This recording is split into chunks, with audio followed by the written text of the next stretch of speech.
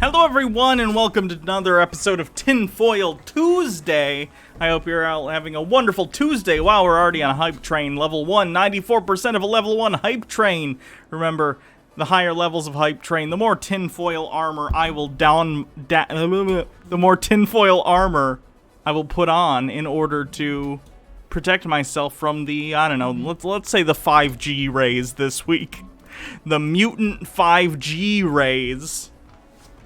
Ugh, I got a whole box of tinfoil. Those are wings. I don't know what that is. How are you all doing? I hope you're doing well today. I don't know what this is for. This is a midsection thing, probably. Now I have the vest for that, though. Don we now our tin apparel? Should you make a paladin or cleric? Never played as either. Tough. Sham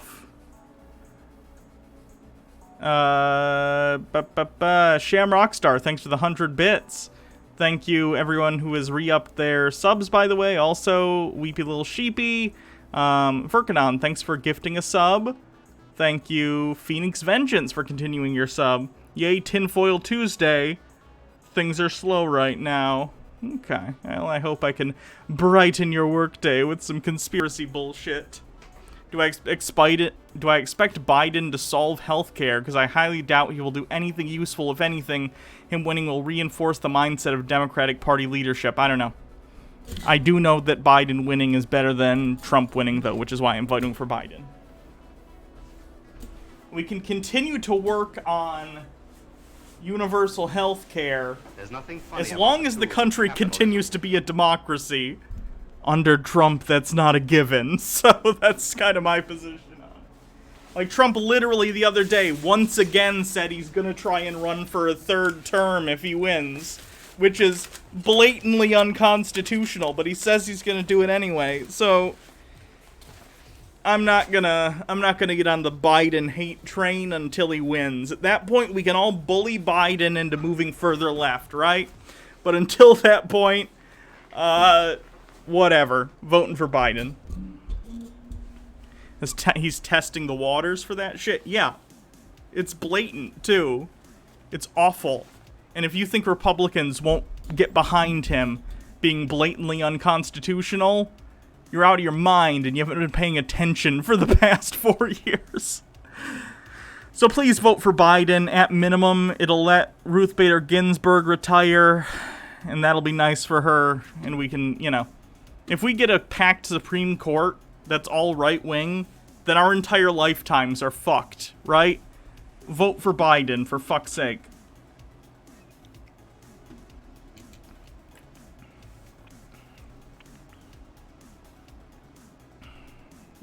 Term limits on a president is strange. No, it's not. It's good. No. No. Term limits on a president is good. Do you want to fucking be Russia and have some oligarch dictator become the ruler for life? Fuck that. You're out of your mind. You feel bad bullying an old man? Let's whisper sweet socialist policy in his ear. It'll be nice not to have a heart attack every time I say Ruth Bader Ginsburg in the news. Yeah. Also, I think it's just let her, you know, even outside of the selfish want of a functional, you know, judiciary branch, it'd be nice for her to be able to retire and have a few years to herself without the constant stress, you know? Do I think Biden will consider enlarging the SCOTUS bench? That's one of the president's powers. That'd be great. I think it'd be good. Regardless of what, like, side of the aisle you're on politically, I always think expanding the Supreme Court is a good idea. Like, if we had, like, instead of, you know, 9, which is what we have right now, if we had 12, if we had, you know, 15, fuck it, 21, like, I think the more judges you have on that panel deciding big issues, the less bias you're going to see, you know? Does that make sense?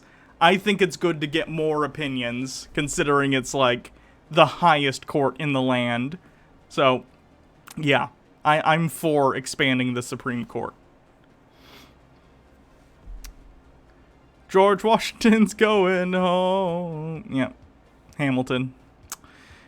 Raznet says, I was in a D&D session with my Kenku Warlock, 50 seconds left on the hype train. With my Kenku Warlock, there was a giant flock of crows flying over us, and a party member asked if I could talk to them. My character's reaction was, wow, that's a little racist, but yes, I can. I cast Speak with Animals and started talking to a few of them about the area we're in. Speak with Animals is fun. Whenever that comes up in the campaign, Jake DMs. It's always really fun to see how he portrays the animals. Expanded bench and term limits are both good ideas, yeah. Kenkus are a humanoid bird species. I believe Kenku are actually, at least in Jake's campaign, I guess I don't know about in general D&D, can only repeat things that other people have said. Like a parrot, almost.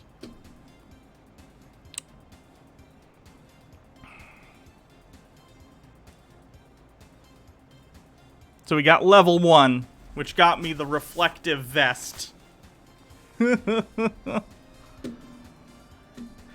Okay, so let's get to the tinfoil. Everyone have your bingo cards ready. Remember, the first person with a bingo, just let me know in the chat. And you'll get either a sub, or I'll write you down if you already have a sub, or if you'd like, you can gift the sub to someone else.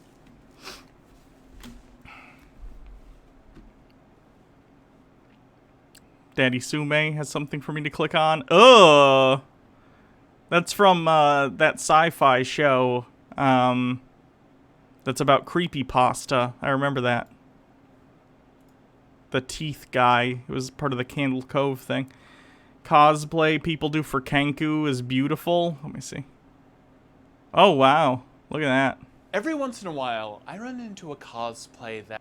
Her name is Rue. She was my very first character ever, and I became That's so attached awesome. to her through playing D&D that I decided that I wanted to make a costume of her. My character is a Kenku rogue who is true neutral. She is cowardly and a scavenger and follows other people around in hoping of getting some sweet spoils that she doesn't have to work too hard for. I like not Oh yeah, knowing you can't what's see gonna it. happen Sorry, that's kind of important to see how badass this is. Sorry.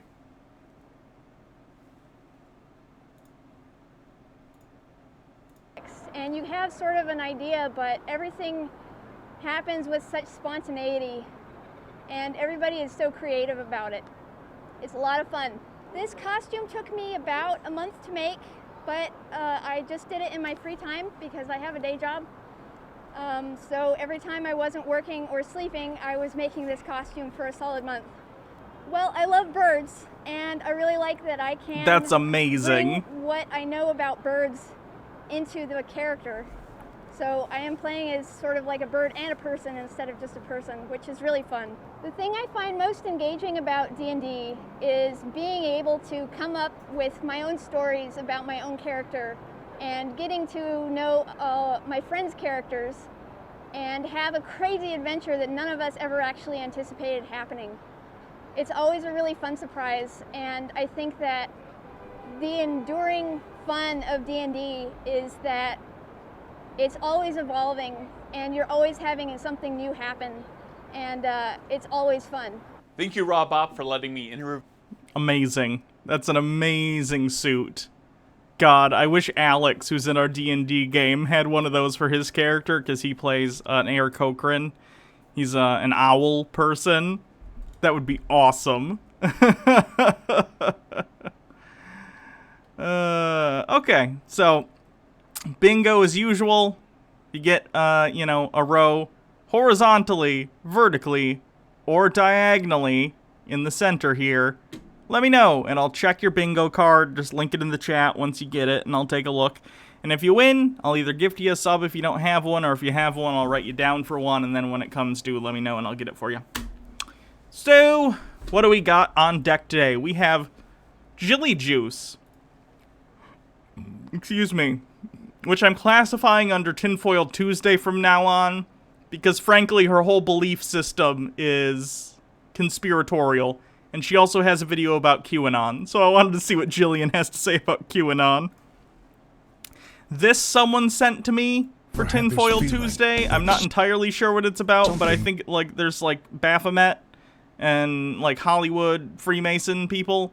Hans Wormhat, Daddy Sumo with 5 bits. I'd say she is more Karen, honestly. You could be a conspiracy Karen. We have the Fullerton Informer, again, just being crazy. Teal Swan talking about how to, like, activate your third eye or something. We have Edge of Wonder, and they have... I kind of want to watch this video on evidence of time travel. Nathan Thonpson, and Globe Busters. What do you guys want to start with? What does spurious symbology as evidence mean? Basically, when, like Hans Wormhat thinks that pyramids are symbols of, like, the conspiracy cabal, and he'll point to something in a photo that kind of looks like a pyramid, and he'll be like, see, look at this pyramid, it means it's part of the Freemason conspiracy. Like, he's using symbology, but, like, in a ridiculous way. Activate your third ovary.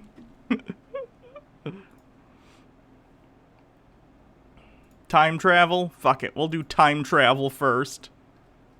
So this is Edge of Wonder.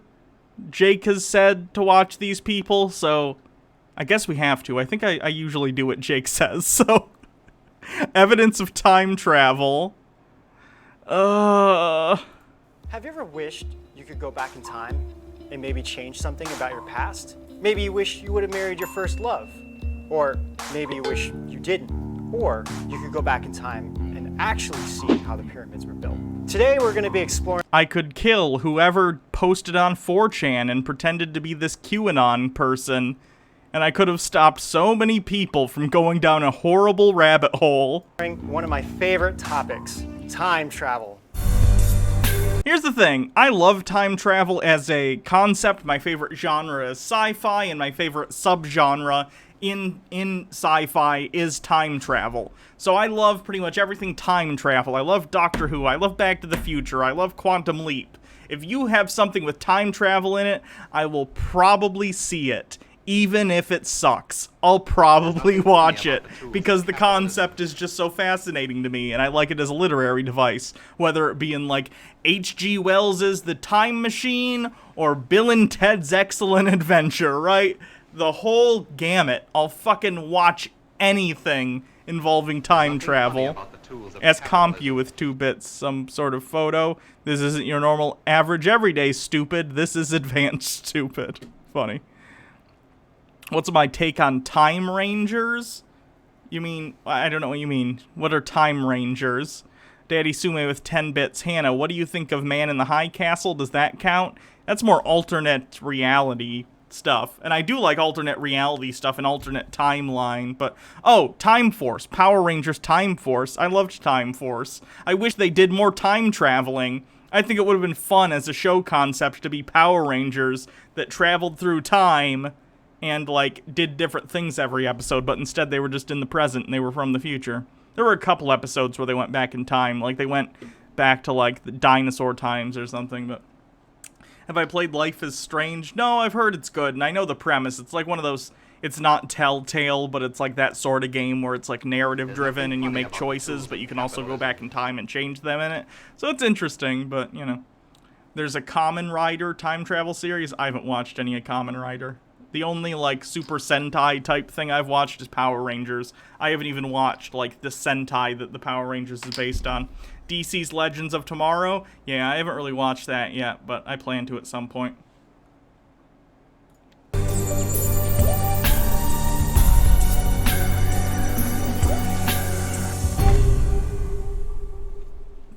Welcome to Edge of Wonder. I'm your host, Ben Chasteen, and joining me today is my friend Rob Counts, who is also a time travel enthusiast. Thrash Mio with 95 bits. Even anime, Steins Gate is a good time travel watch. It's based on a game.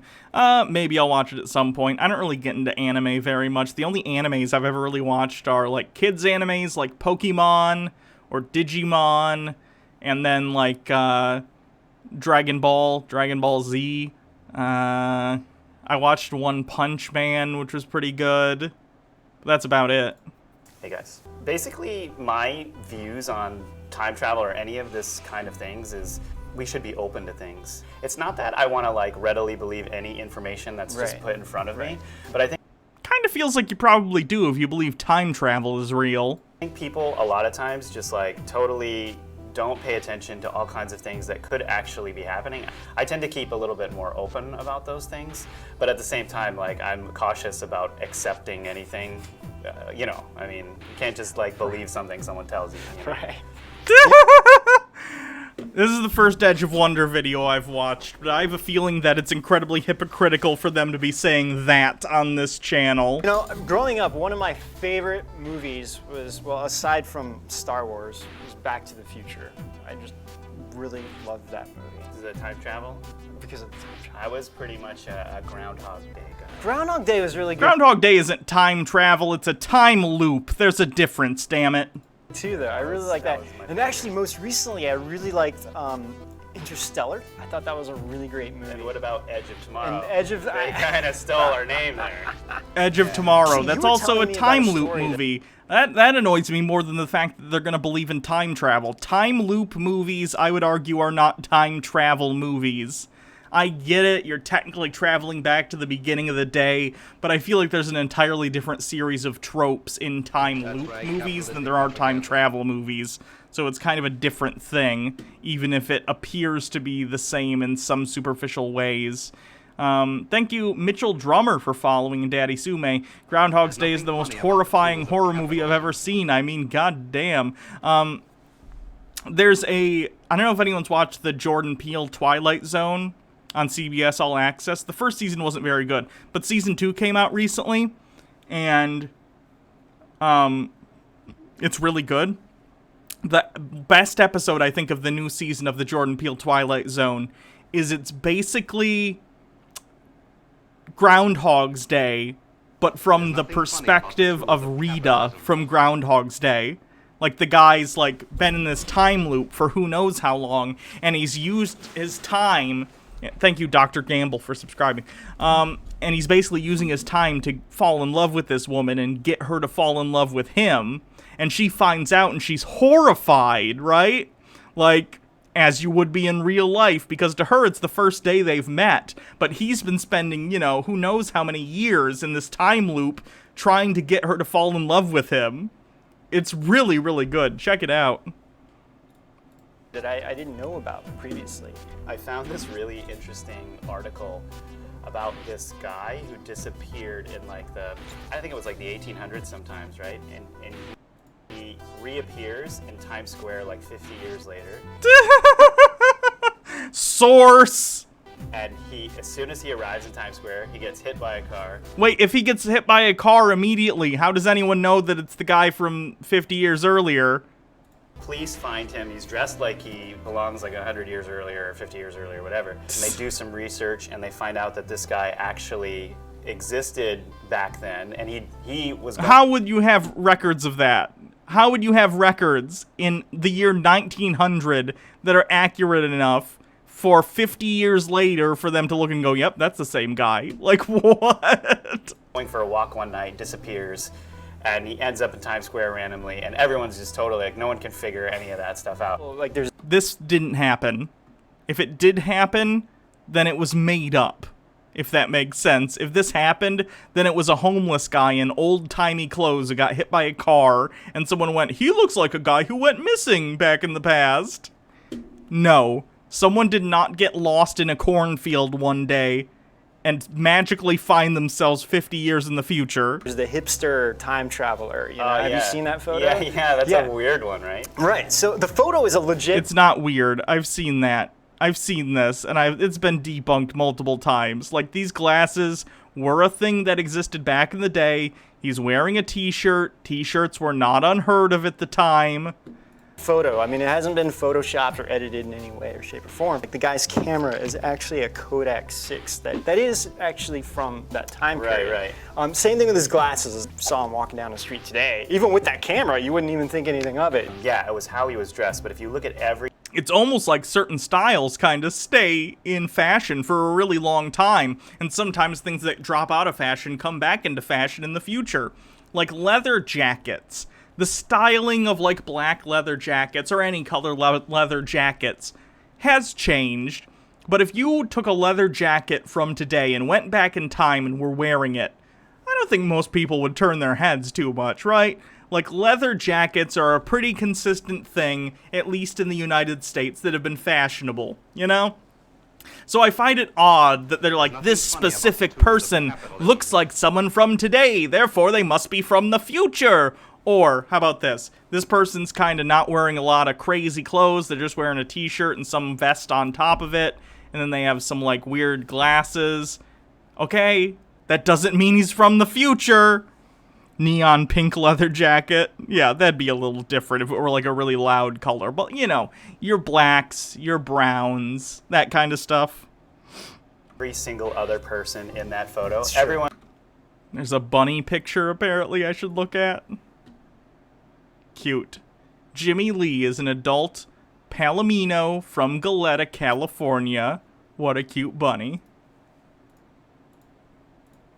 Everyone's like dressed really nice, like how they used to suit back and then. tie and hat and everything. Yeah, and then that only him, and he's got like a graphic tee.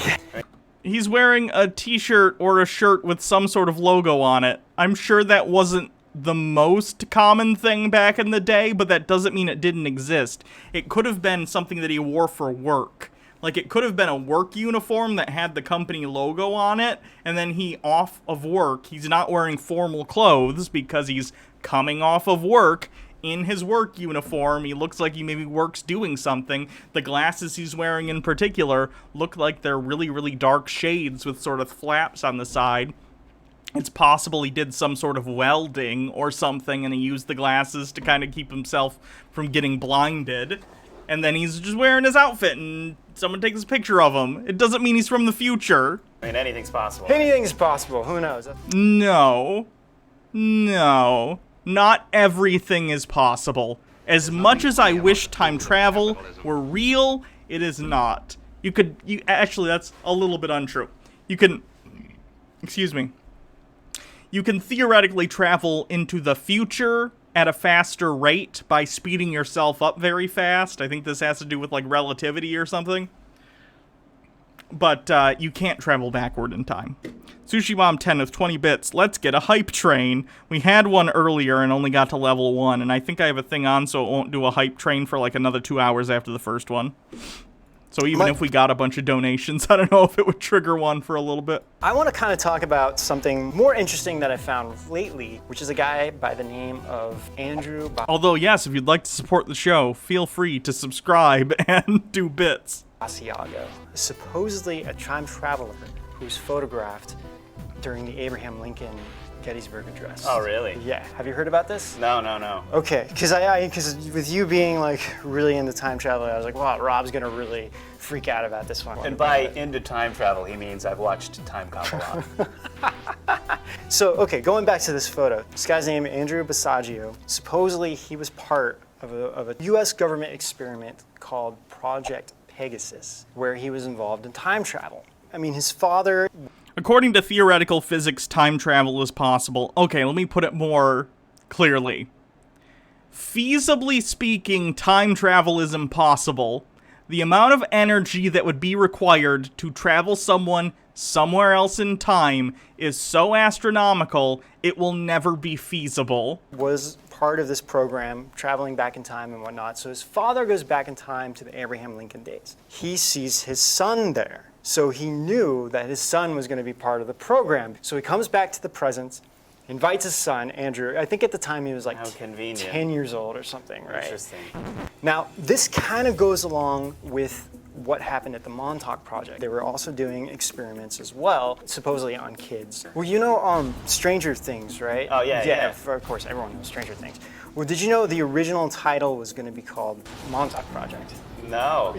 According to Snopes, the t-shirt is likely that of a hockey team called the Montreal Maroons. Interesting. Yeah, that was the original title When did this video come out? 2018, February? of the show, but then they decided to change it. And That came would up have with changed Stranger things Things. massively. But that's actually supposedly what Stranger Things is based out of, as the stuff that happened in the Montauk Project. Getting back to Andrew's story, his father starts taking him and they start traveling in time. Then he goes back to the Gettysburg Address with Abraham Lincoln, and he says that after Lincoln gave his speech, then he starts walking forward, and that's who you see in the photo. No. In the very front of the photo. So you actually see Abraham in the back. In the back, yeah. You can actually see Abraham in the back. And then in the center of the photo, you see it looks like a little boy. Yeah, it's a little boy, and it's so blurry it could literally be anyone or anything because the focus is pulled towards the background. This is just a blob of a person. You could claim this is literally anyone. Hello. How was your ride? It's fine. I want to hug. I missed you. Crinkle.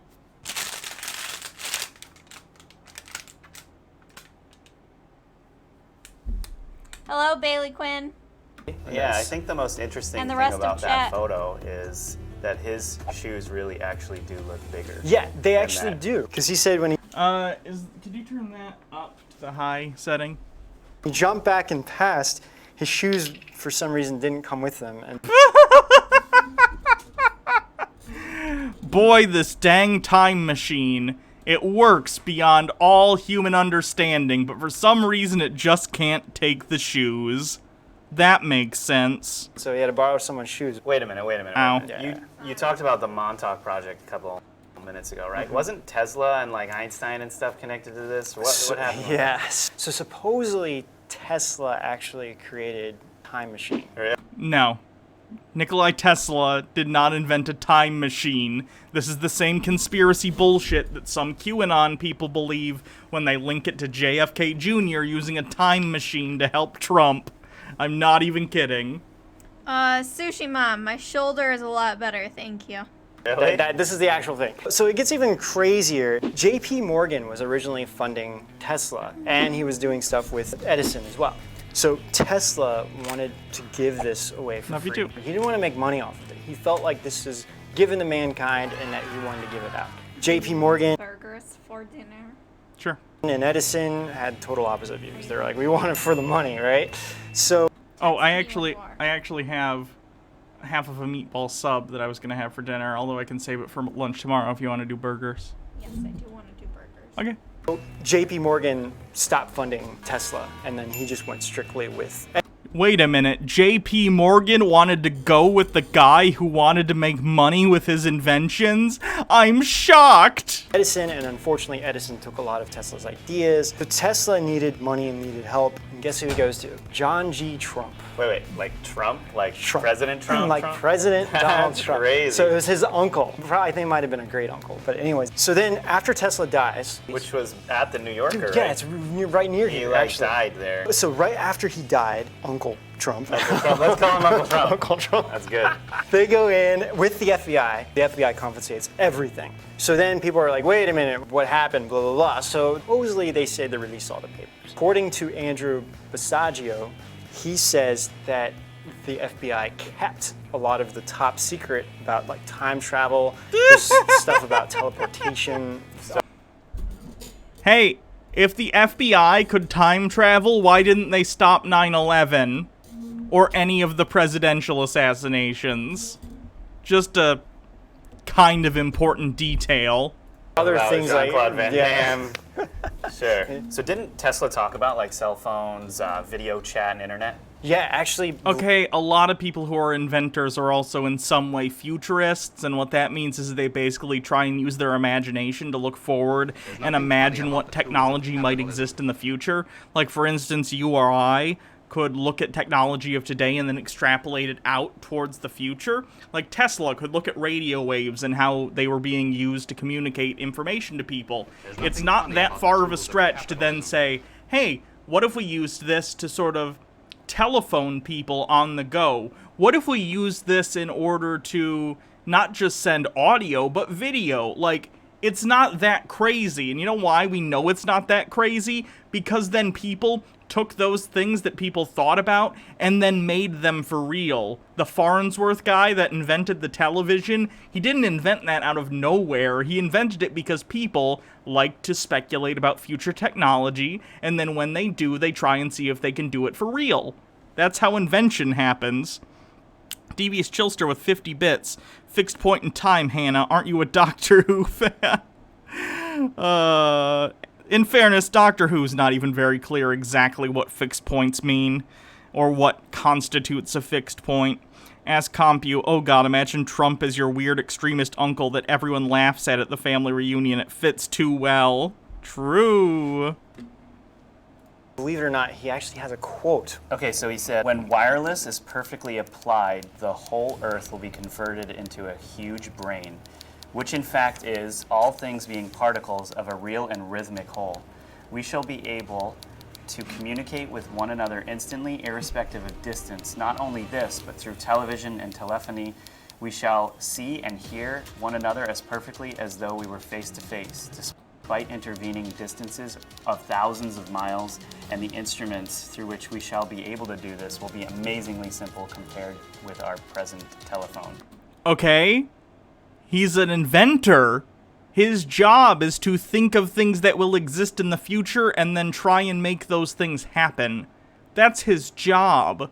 This would be like me saying, Gene Roddenberry, he had visions of what he thought the future would be like, therefore he's a time traveler. No. People think about what they think the future will be like all the time. It doesn't mean they're literal time travelers. It means that they have imaginations and can extrapolate future events from what we understand currently. A man will be able to carry one in his vest pocket. Dude just talked about iPhones. Yeah, That's isn't that crazy? Yeah. So he talks about iPhones, he talks about FaceTime, and he's No, he's talking about telephones, and he's talking about video calling, which again, people as early as the 19th... Look at, hold on. Early depiction of video phone. Do-do-do-do-do-do-do-do. People have, like, wanted video phones for as long as we've had phones, right? It makes sense in the past to look at phones and say, you know what's part of human communication? Looking at each other. Futurism, 1900s. Thank you to Barely Bleeding for following. Like, here's a thing where they were like they thought that people were gonna use balloons to like walk on water or something. I know there's a specific futurist drawing. There's someone, like, you could argue, and this is from, I believe, the year 1900. This was printed in a magazine, and it's like a little robotic broom and vacuum cleaner. Like, this would be like me looking at this and going, oh, someone came to the future and learned about Roombas. Like, no, it's just that we as humans are always looking for easier ways to complete tasks, and as such, we like to imagine how we might do so. Again, here's another one from like the year 1900 that involves a video phone, right? This is basically someone using a tablet and video calling someone. So, like, it's interesting, for sure, but it's not prophetic. It's just that people are good at envisioning what the future might be like. Why was your comment censored on your John Doyle debunk video? Because I said what I wanted to say about John, and I don't have the time to deal with people like you who are gonna completely ignore the things John says. People can't be creative, it must be time travel. Yeah. Futurism. I'm trying to find futurism now.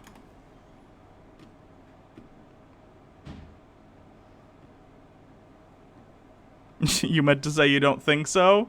Okay. I don't really care. If I cared what you thought, I wouldn't have hidden your comment.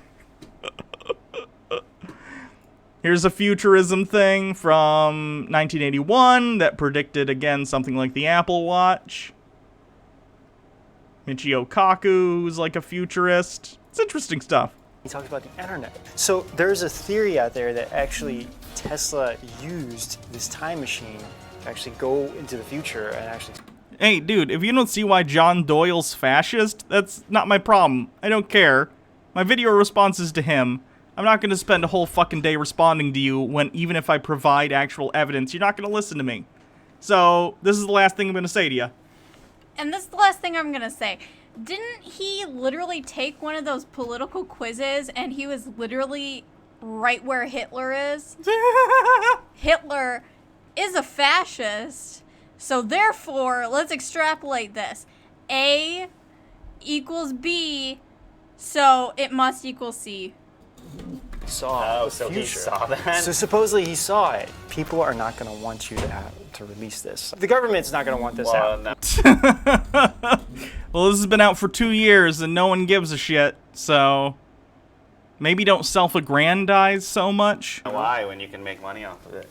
Exactly. Yeah. This gets pretty even more crazier. Hitler supposedly had a time machine. Oh, come on. If Hitler had a time machine, why did he still lose the war?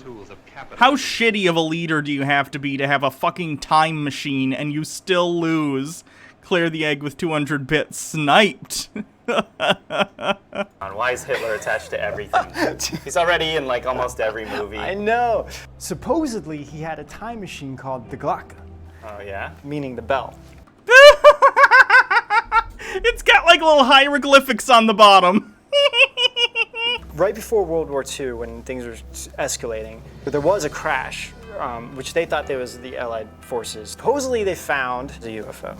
Oh, so basically all this technology came from this UFO. That is the theory, and that's how they were able to develop more technology than the West. It's like, you know, they developed first the U-boats, and then they had faster planes. There's actual... Okay, but if they go to the future, why didn't they invent, like, jets and the atomic bomb first, right? If you could use a time machine to go into the future, surely you could invent better things than a submarine, right? Not even a modern submarine, a fucking U-boat. Like, why do you think Hitler would use a time machine in the least effective way possible? Photos of UFOs with Nazi symbols on them. Of course they I put a don't Nazi know symbol if on it. it's like real, you know, who knows. So, okay, so let's say you went back in time, Ben, and you were like, I don't like Rob. I wanna wipe Rob off the face of the earth, and you kill my grandfather. What's gonna happen to me? I can answer this. It's a very common. Can you, though? The grandfather paradox is a paradox, right? Although I guess this isn't a paradox because it's your friend killing him and not you. But I would argue the same chain of logic applies because in the grandfather paradox, if you don't know what it is, basically, you use a time machine to go back in time and kill your own grandfather before he has your father, right? Or your mother. What happens? Because you can't therefore have gone back in time to kill him because you were never born. But if you were born, then you can go back in time and kill him. But if you do that, then you won't be born and you won't be able to go back in time and kill him in the first place. I'd argue the same chain of logic applies here. You go back in time and you kill your friend's grandfather. Well, why did you go back in time if your best friend was never born and you went back in time to kill the grandfather, right? The same thing happens. It's a paradox. Thing, the grandfather paradox. So I think I kind of figured this out. Let's say that this is our timeline, right? We're living on this timeline right here. And 2018, let's use the analogy like, you know, you wish you would have married this girl back in 2006. Wouldn't that be explained with a different timeline theory, like the many worlds theory? I mean, I guess, but again, it's all just speculation. None of this is gonna happen, so I don't think it really matters. So let's say you go back in time, 2006. So now you have your old 2018 self, and then you have your younger self here. Kind of skinny. Kind of skinny. Obviously, you can't marry this girl from 2018. It's not going to work. So the only way you're going to do it is you have to convince yourself to marry this girl. So you end up getting married finally. You go back to 2018, present time. The thing is, nothing's going to change because it never happened on this timeline originally. So everything you do, it can't affect this timeline if it didn't already happen on that timeline. So you mean you can't derail yourself off of a timeline? Right. So even if they got married, what would end up happening is an alternate universe. He's literally just doing the thing from Back to the Future 2 and acting like it's like settled science.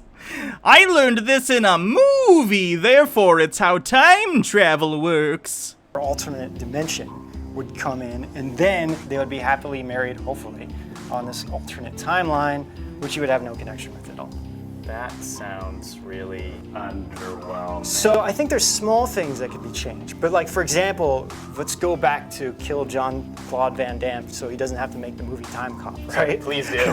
So we go back in time, but it's the same thing. Even if you're dumb and you decide to kill his grandfather, it's just going to create an alternate dimension. You're going to be in jail, That's right. And in this dimension, you just go back here and... JCVD still, drop kicking people. Yeah. Man, there's like so much information out there about time travel. Undeniable proof he time traveled. Who? It's real. At no point in this video did you provide proof anyone has ever time traveled for any reason. It's crazy. Yes, there's a whole lot. I think like my next step is I'm gonna go home and watch Terminator 1 and 2, but none of the others because they're horrible. I agree with you. So what do you guys think of today's episode on time travel? It was bad. Let me see if I got anything in bingo. QAnon claimed as a source, something is a false flag. Expert gives opinion outside his field of expertise. Was that guy even an expert on anything? I think he was just a guy, so that doesn't count as expert. Illuminati Freemasons, fluoride, spurious symbology as evidence. Vampires don't understand the Matrix as a metaphor for being trans. Racist disbelief of historical achievements. The gay agenda. HARP, someone forgets correlation isn't causation. Someone cites a study from the 18th or 19th century. Ancient wisdom. Hot Pockets cheese. Someone doesn't understand how cameras work. Reptoids, reptilians, anonymous 4chan used as a source. Thinly veiled anti-Semitism. Misattribution of coincidence. Post hoc ergo prompter hawk. Expert has a ridiculous job title. Hannon might die of laughter. Baja Blasts, the deep state. That's a shame. I don't think I got any in that one. Check your cards to see if you got anything.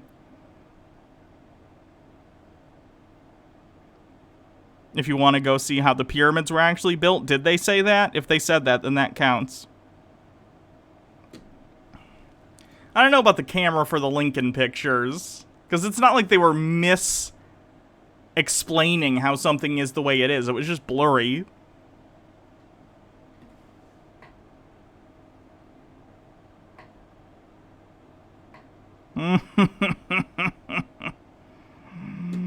Enjoy the ban, friendo. Asshole in chat, I hope you're still here. Fuck you. There's nothing funny about the tools of capitalism. Daddy Sume with 10 bits. Hannah, I think you should have a list of things we might have on our cards so you can go through them so you can tell us what we got, like the bingo caller. Probably. I'm not the one who made the bingo card, though, so I don't have, like, a master list. I'm not sure everything that's on the card.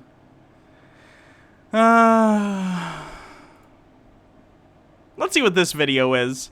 This is from the channel A Call for an Uprising, and it says, I hope you're ready, because you no longer have a choice. Was terribly wrong with the world that we live in, but you couldn't figure out just what it was. Then you've come to the right place. Secret societies, mystery religions, and the Illuminati have been controlling Illuminati! I have that, right? Illuminati! Check your bingo cards. our reality since the beginning of time. Oh yeah, I'm gonna count that as Baja Blasts, too. So if someone wins with Baja Blasts, thanks, band person, for getting someone a bingo. But not anymore, because there is an awakening happening, and you are about to become a part of it. Wait, was Wake that up, Baphomet pooping in a diaper?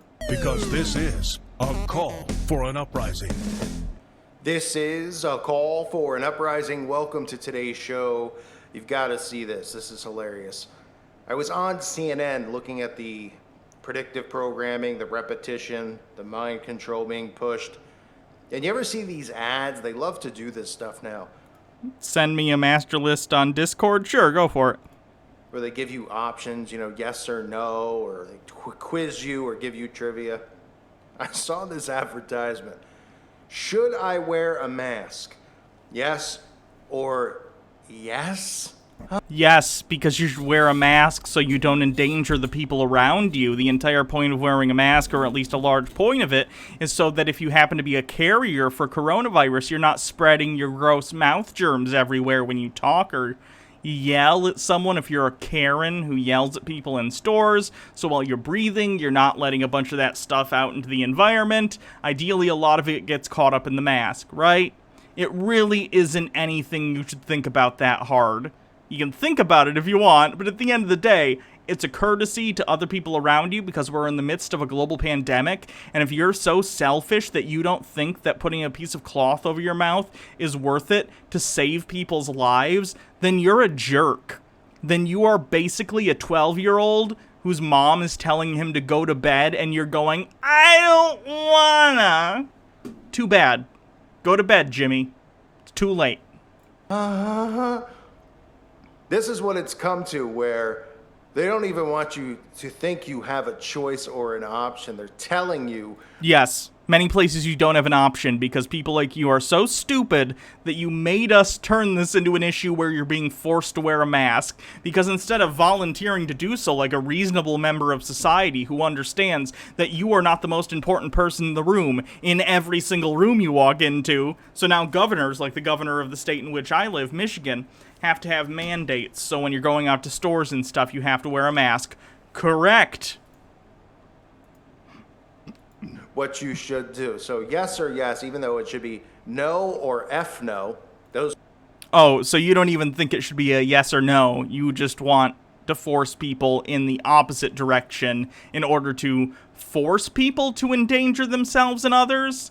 That's some galaxy brain stuff right there. Should be the two options. And I saw underneath it, it's an advertisement. I was like, what is this an advertisement for? So I click on it. Look at this propaganda piece. Remember, I talked about this recently, how they're going through their, the types of mind control they're going to use through the media to shame the audience, to guilt the audience, to embarrass anyone out there who is against wearing a mask or against believing in this, right? Look at this.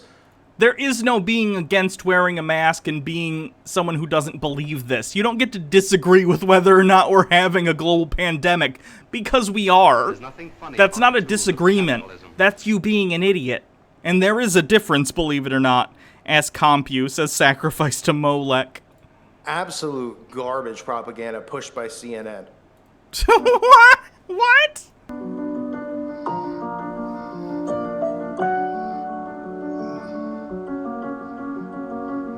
A mask can say a lot about the person who wears it.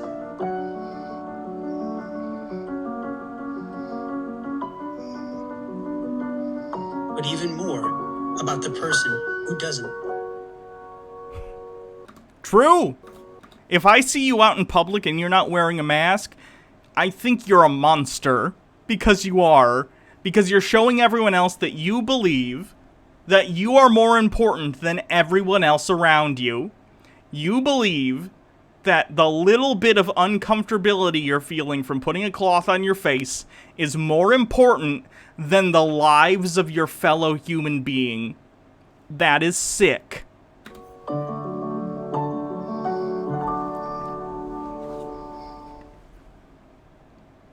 So, they say a mask can say a lot about a person who wears it.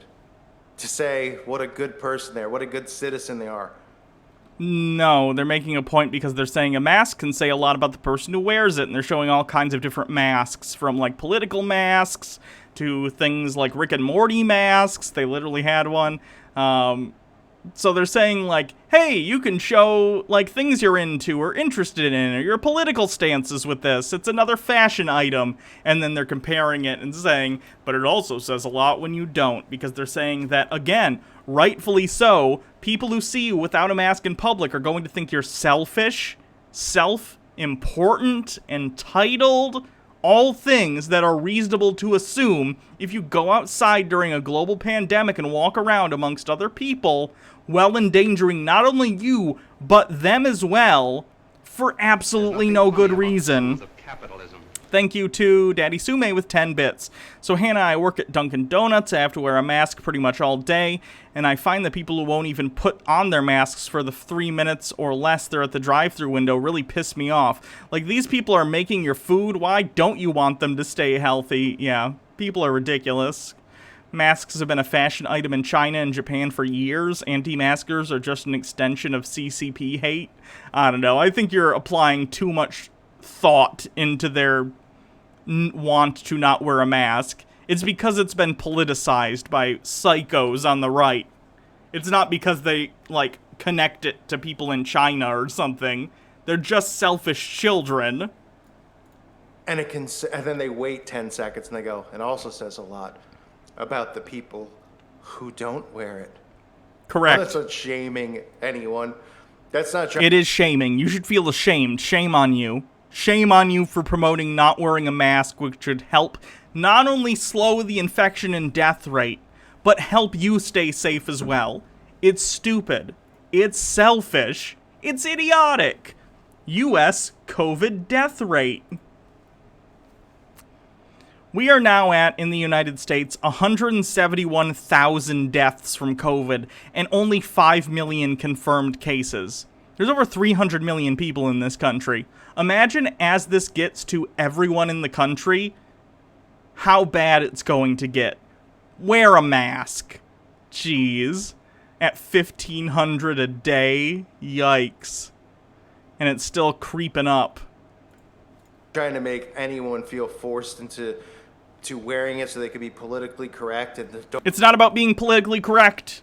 There's nothing politically correct about following the advice of scientists and doctors.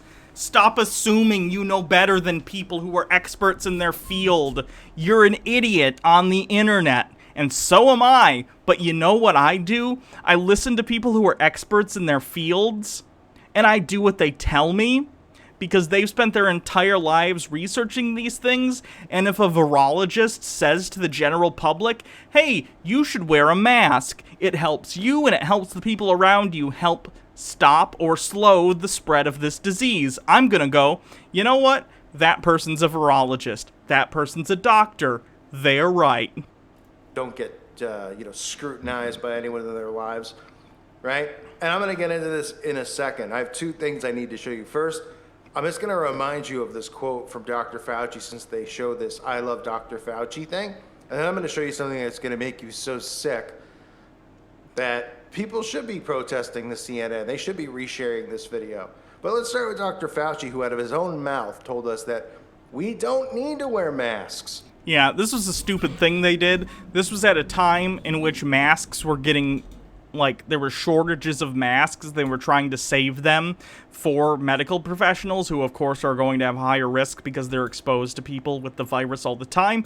So, instead of just saying that to people, because, again, people are idiots who will go to the store and buy masks up anyway, they decided to say, hey, it might not help, don't bother, specifically so people in the medical community could get their hands on masks. I think the way they went about it was foolish, but that's the way they went about it. Of course, later, and again, all the time now, everyone is saying, no, masks actually do help in a myriad of ways. It helps stop the spread from your own face holes, and it stops the stuff in the air, if someone, like, sneezes near you, from getting into your air holes, or at least will help prevent it to an extent. And these things are good, right? Doctors have been wearing face masks as part of their PPE for over 100 years. This is not some placebo effect stuff that they wear for fun. There's a lot of confusion among people and misinformation surrounding face masks. Can you discuss that? Right now in the United States, people should not be walking around with masks. You're sure of it? Because people are listening really closely to this. Right now, people should not be walking. There's no reason to be walking around with a mask. He said right now also. Again, there were shortages for doctors. And now that there aren't, and the production of masks has ramped up, you should wear a mask because it's not going to prevent medical professionals from getting them. But it's not providing the perfect protection that people think that it is. No one said it's perfect, and again, I disagree with how he went about explaining this, but it doesn't mean you shouldn't do it.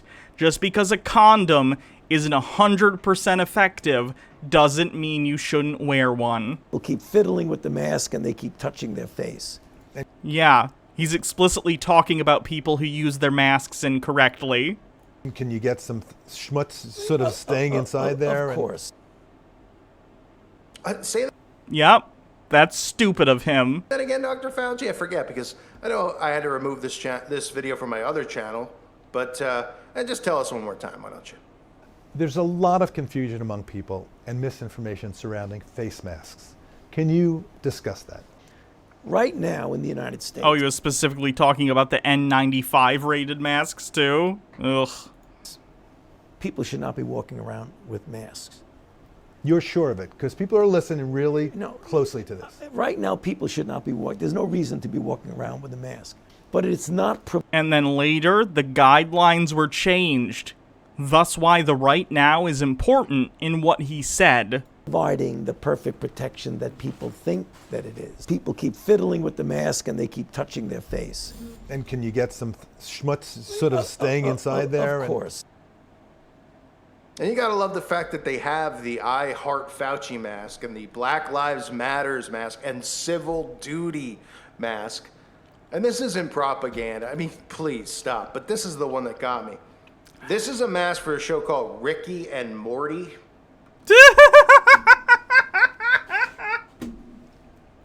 Close enough.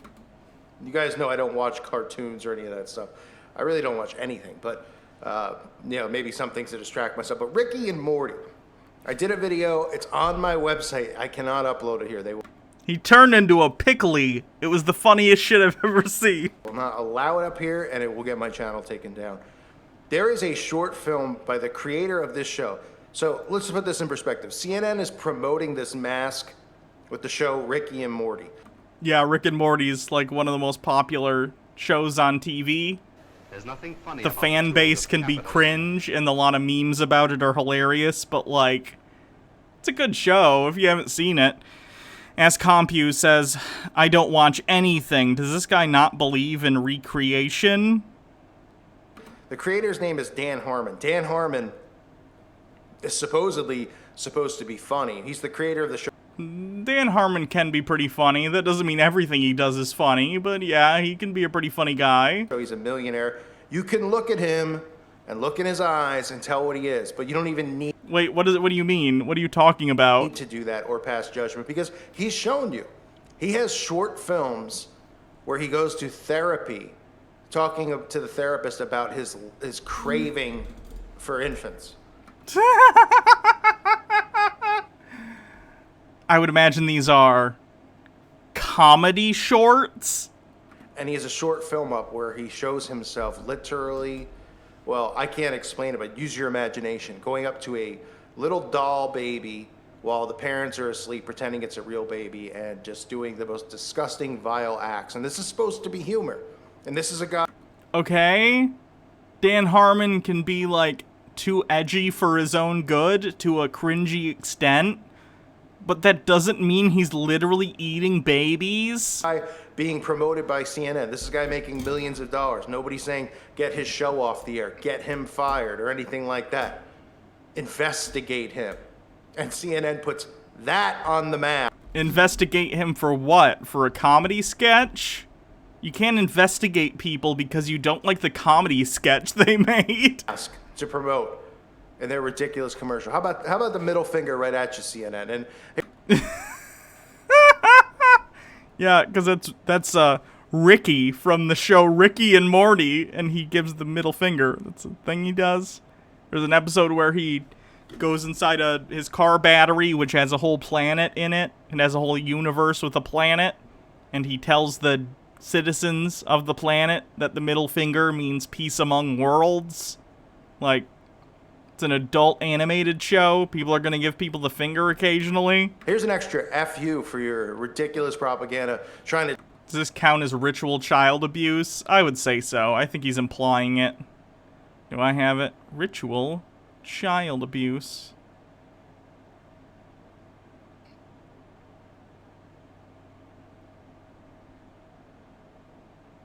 I don't think I have it. That sucks. To shame people into wearing... Do I watch Harmon Quest? I watched the first season. I'm caught up on the next two. A mask when the guy who's supposed to be protecting and leading us in this absolute bogusness has even openly said in the beginning we don't need masks. We saw him a week ago throughout the first... Okay, people are fallible. You understand that, right? And then later when they say, hey, sorry, our bad, yeah, wear a mask. What's the issue? No one is claiming people are infallible. And this is what I don't get about these people. From what we understand based on the evidence at this point, yes, masks help stop the spread, or slow the spread, rather. But even if, like, 6 months, a year, 2 years from now, we found out it did nothing, then what? All you did was wear a cloth on your face for, like, some months. It doesn't hurt you. It's fine. There is no downside to this. First pitch at the Nationals-Yankee game. Well, if you want to call it a first pitch. And look at him in the stands with his mask off, sitting side by side, not even... Yeah, that's his family.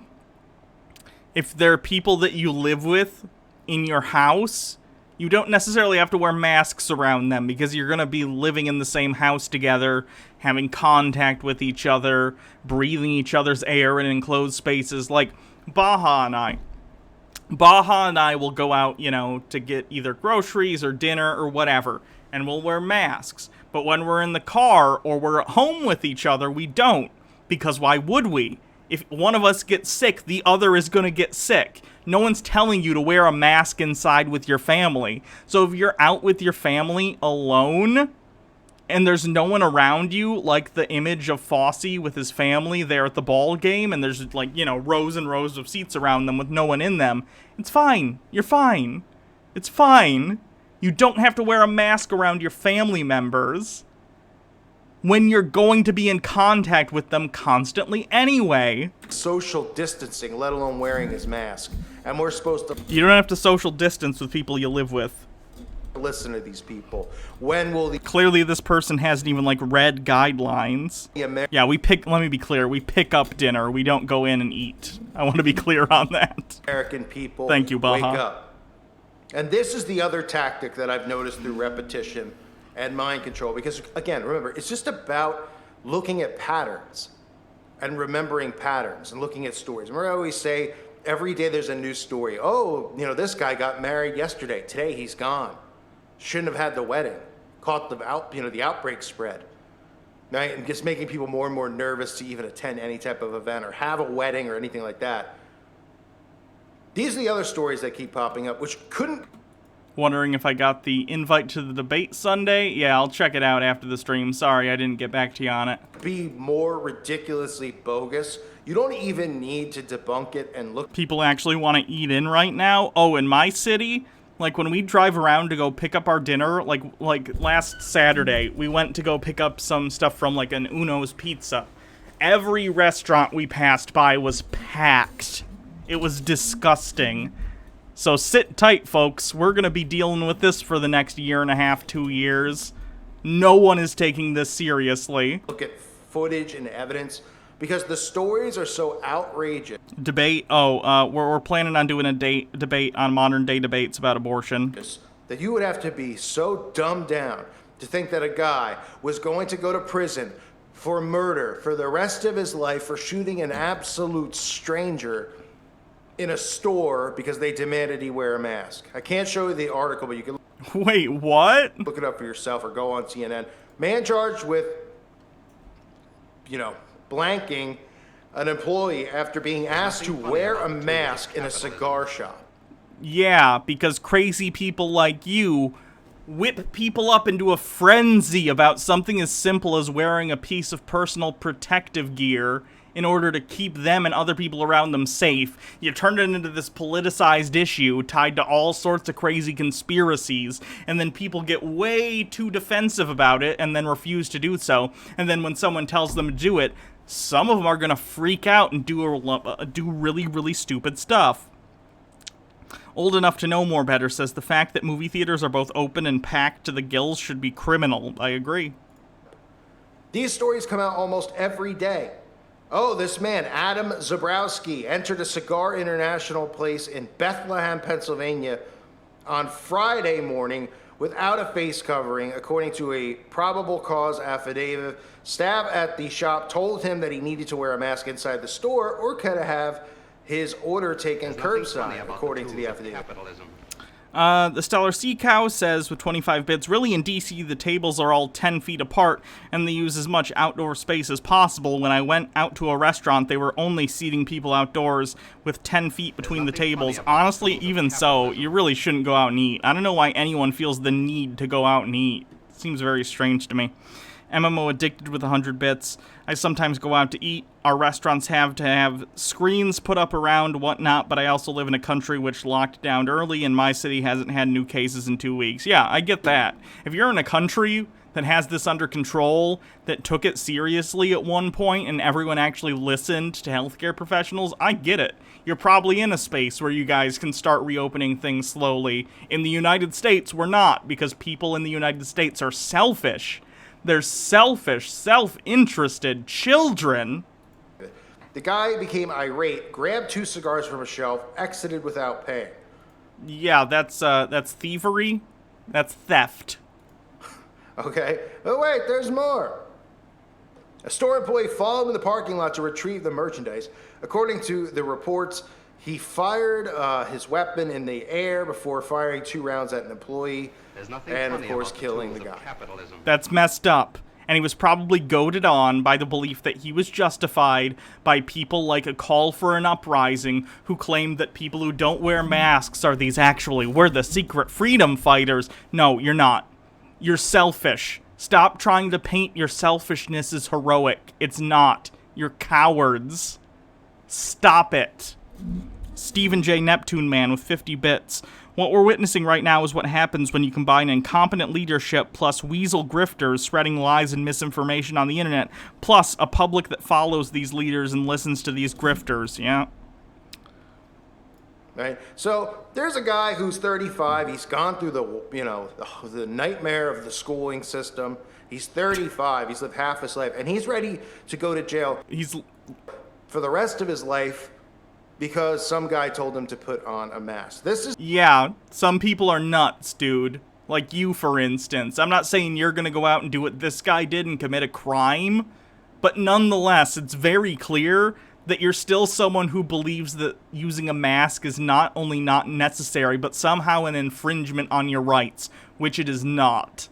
Is it that shocking to you that some crazy out there is going to get so heated about this that he's going to physically harm someone? Like, that makes sense. Your argument that, oh, he's 35, he's gonna throw away his life over this? People throw away their lives over stupid things all the time. If what you're saying was a valid argument, no one would ever commit any crime ever. So what a weak, weak argument. This is how they fear people into doing it and making sure they wear it. That's all that this stuff is. This is propaganda at its finest. Because this isn't the first story. This is a pattern of stories that keep coming out. I always say this because you have to think about it. Nobody is going to, who isn't protected by a gang or something like that, nobody's going to go into a store, a cigar shop, you know. What? Do you think no one commits theft ever if they don't have a gang? That's a ridiculous claim. What? Refuse to put it on and be willing to risk the rest of their life in prison where they know they're going to get caught because there's cameras everywhere. It's over 2 cigars. So the rest of his life, he kills some stranger. Not somebody he had a personal problem with, not somebody his wife cheated. He clearly had a personal problem with him based on the fact that he did what he did. On him with, or anyone he's known who's done him wrong. Some guy he's never seen or known, or has no clue who the person is. And instead of, when the guy confronts him, giving him the cigars back, he decides to do that because he wanted the cigars so bad and he was so irate over the mask. Yes, I agree, that's ridiculous, but people do ridiculous things all the time. Like, what is this argument?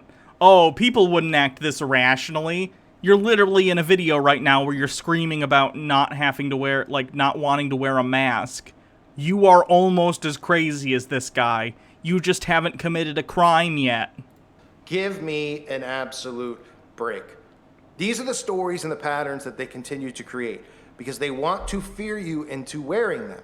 Now, unfortunately, there's a lot of states, well, it doesn't matter if they fear you into it or not. They literally have security outside of stores where you can't get into the grocery store without it. Good. Good. If you think that you have the right to not wear a mask, which you don't if you're in a state where there has been an order placed where you have to, but let's say you're not. If you believe that you have the right to not wear a mask, then the store, as a private entity, also has the right to say, no, we're not letting people without masks into the store. You can't have it both ways. You can't say you have unlimited freedoms to hurt others, but private entities outside of you don't have the right to protect not only themselves, but other customers that are customers of their establishment, right?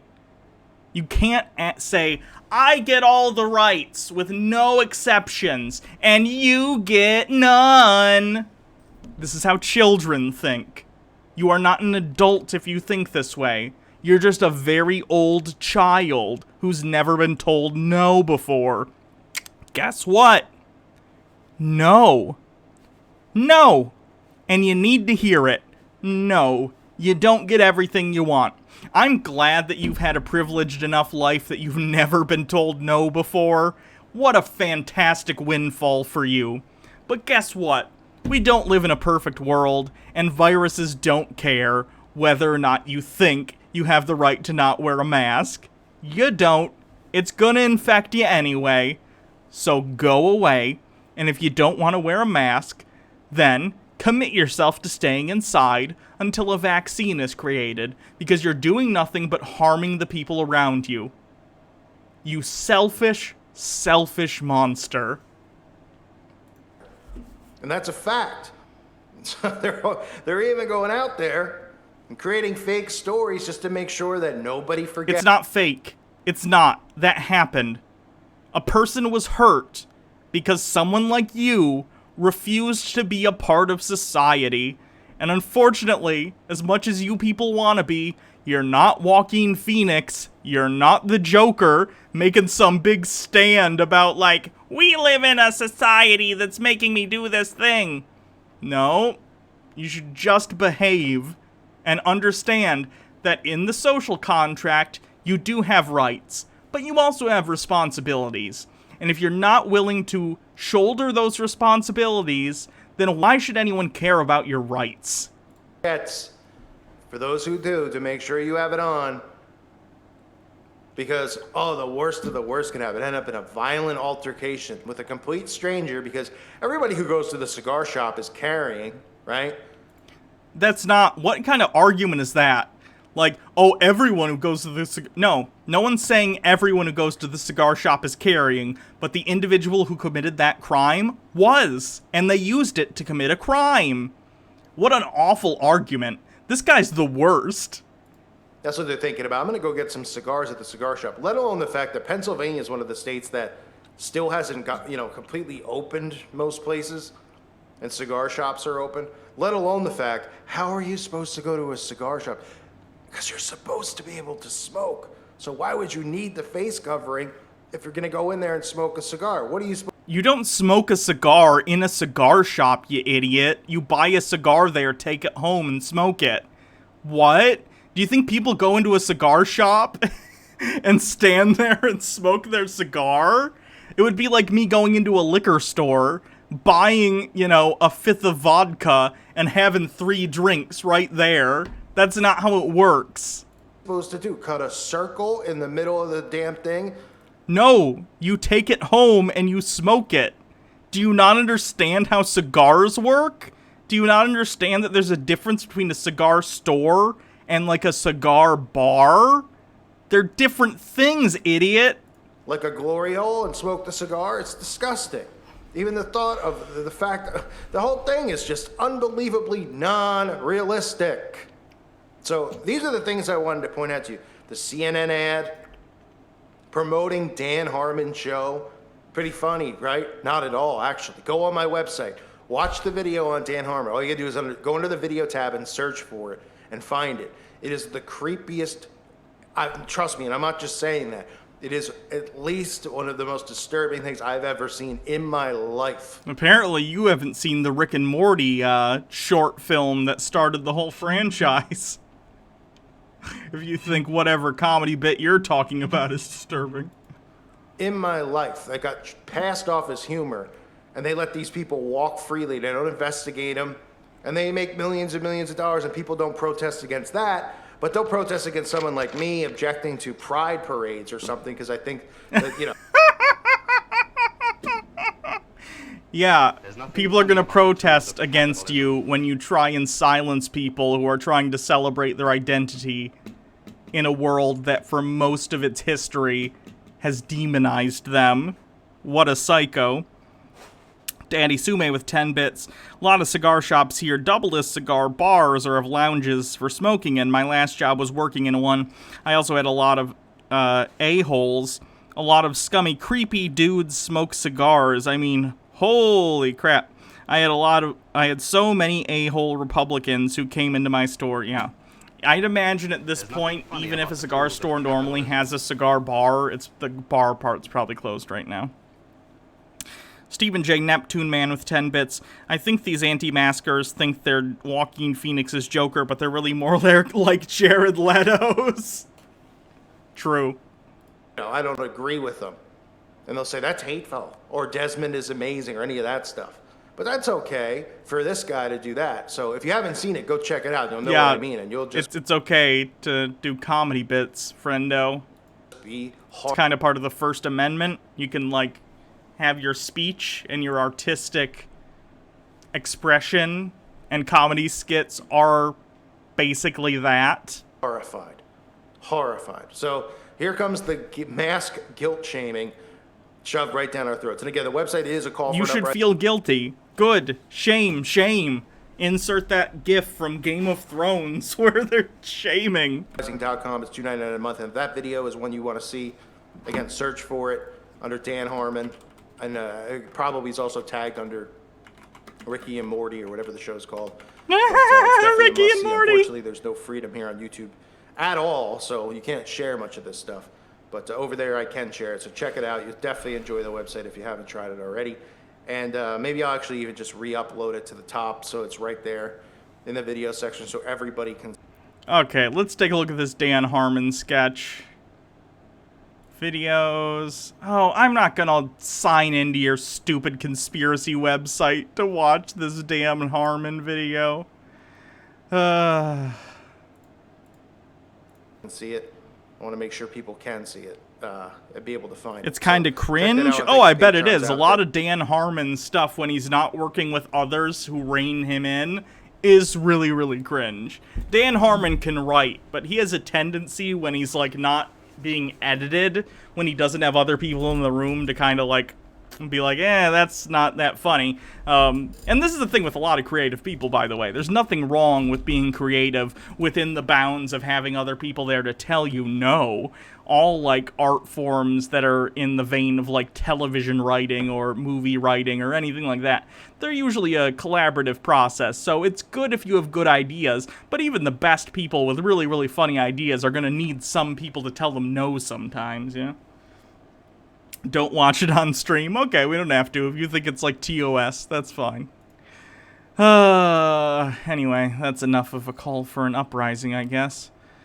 I'm trying to think, is there anything else on here? I don't think that one really had any other than the ones I already clicked off.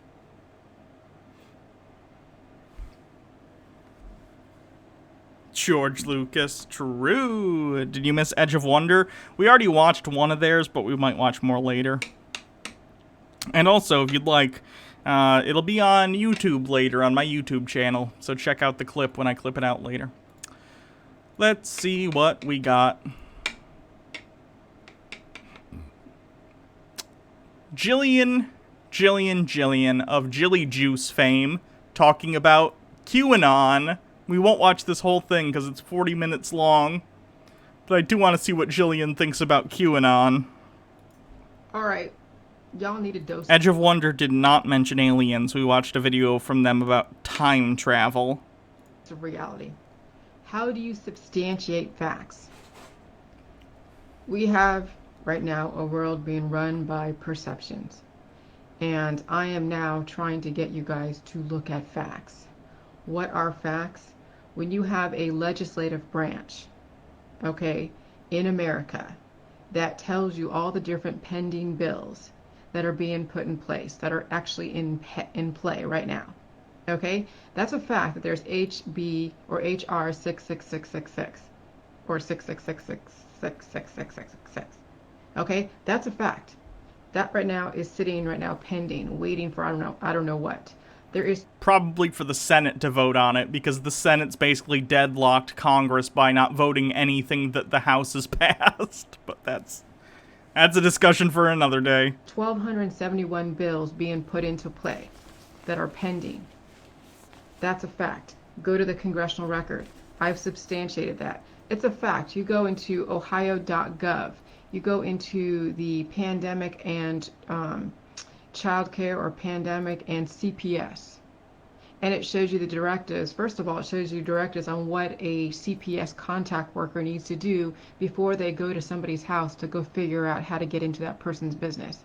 And then it shows directives on if you're a government worker who goes into a lot of people's homes or interacts with a lot of people, it would make sense to have guidelines for them to ensure that they're both safe and not spreading coronavirus. That makes sense. I'm glad that the government of Ohio has certain outlines for people working CPS, considering they have so much contact with the public. On the different statutes, on the outlined agreement on what the qualifications would be for somebody positive to now be taken to different facilities. Okay, foster care, temporary placement, some like, state-run facility, or spurious symbology. What do you think was spurious symbology? Next, some kinship person. Okay, those are facts. It's not from fucking YouTube. These are in your government fucking pages. Okay, government pages. And so this thing with everybody saying that Q is going to save you. Do you know that most people that tell me that Q is going to save us are people that are from like Canada, or they're from like maybe Australia or some other country. There's a few that are in America who are just completely like, oh my God, Trump's going to save us, whatever. No, What does it say when even Jillian, who thinks cabbage water will regrow your limbs, thinks that QAnon is BS, right? I just want to point that out if you're a QAnon person. Even Jillian, who thinks salty cabbage water will cure all your diseases and make you immortal, looks at QAnon and goes, nah. I'm talking about a safer vaccine. Trump's going to clean up the vaccines. Do you know there's no reason for a vaccine at all? There really is no reason for a vaccine. Polio? And then we got rid of it because of vaccines. Polio was a pretty good reason. Measles. The mumps. Tons of childhood diseases that killed and maimed countless youths in the past. Those are pretty good reasons to get vaccines. Vaccine at all. Smallpox. There's no such thing as a cleaner, safer vaccine. The whole point of vaccines is to put antibodies in your body. Yes. Well, no. The point of a vaccine is to coax your body into producing its own antibodies for whatever disease the vaccine is tailored to simulate, whether it be through artificial means or through actual, like, dead versions of the virus. It's not putting antibodies in your body. It's stimulating your own body into making antibodies. Okay? You know, when you're seeing all of these different laws being put into place. Would 666 be numerology? Is it just numerology? Spurious symbology is evidence. I'm going to count that because she's saying there's like a bill 6666666, whatever. That's spurious symbology. Sure. I don't know about numerology. I think numerology is a specific thing. Let me look. Numerology.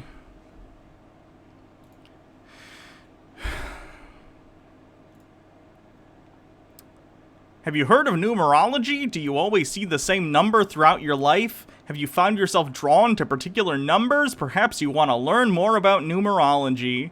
What is numerology? In simple terms, numerology is a study of numbers in your life. You can uncover information about the world and also individual person by using numerology. Numerology is seen as a universal language of numbers.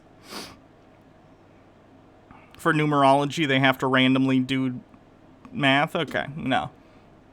So the 666, I'll say, is spurious symbology because 666 is supposed to be the mark of the beast. But no, not for numerology. Okay, that are pending, that are already been substantiated and already been... No, not ancient wisdom. Issued. Like already, Ohio.gov already has the different, I mean, what do they call that? The family, what is it? Families First? And there's a whole PDF on all the different numbered statutes. Okay, they already have everything rolled out like months ago. People are like, oh yeah, I've been watching Q since 2017. That was the same time that I was doing the Jilly Juice. That's not that long ago, 2017. You're still doing Jilly Juice. Following Q since 2017 is not that long. Have you been following the U.S. government since 1964? Since 1940 when they did the Shirley Temple stuff? My conspiracy theory is longer than your conspiracy theory. MK Ultra? Have been following all these... There is no savior. Do you realize you have to save yourself? Do you not realize that? That's the thing, you know? Oh my god. Does this count as a 4chan reference? Let me see what it says specifically. Anonymous 4chan, 8chan, any other chan. It doesn't say used as a source. She didn't say 4chan though. She's just talking about QAnon. I think that she'd have to actually like talk about 4chan or any of the other chans for that to count. Wow. This is so interesting. So yeah, I put on there about, you know, was it Neil Pascoe wrote something. I'll read it because I want you guys to kind of hear what, I mean, maybe I read it on my Facebook, but this is the deal that you're listening to about the Q people and Trump. Okay, I like Trump as far as his personality. He's I can't imagine anyone being like, I like Trump because of his personality. That's I don't even know if it's at the top of things I don't like about Trump, because there's just so much. But anyone looking at Trump's personality and how abrasive and mean, cruel, stupid, racist, all these things that he is, and saying like, yeah, that's what I like about him. Mind-boggling. He could be a cool dude to party with, but I'm telling you, he's president for a reason. Presidents are not elected, they're selected. That's right. It's nice the illusion that you think you have a choice. It's nice to have that Guy illusion. Fieri, Nice Triple that, oh, D, gosh, thank you for following. Elections are like everything. It's like, oh, your freedom to choose. Yeah, okay. Yeah, right. Come on. And, part of me was so desperate to belong to the system, and then now I'm like, oh my God. Why? It's now making an ass out of everybody at this point. It makes everybody that believes in the system look like an idiot. It really does. And you can see the manipulation. It's so apparent. It is so apparent. Okay? And so it's like I can't help but do all these stupid videos because I'm just like so shocked at everything that's going on. Sorry, hold on. Take me a minute. So give me a second. I'm letting my system just... It's slow, but... I want to know what Jillian keeps in her safe. I don't mean to focus on little background details, but like, what valuables does Jillian have that are in her safe? I'd say the formula for Jilly Juice, but that's public knowledge. Anyone can go make Jilly Juice. So I want to know what's in there. Daddy Sume with 50 bits. Is she talking about Jilly Juice or the Republican Party? It's the COVID. COVID-19 is slowing my computer down. Either way, they both give me diarrhea, so... Jeez. I'll blow my nose real quick. Hold on. Ugh.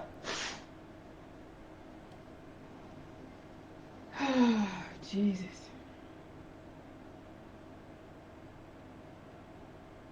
Okay. Wow. That took long. Okay. So here we go. Thoughts. Oh, come on.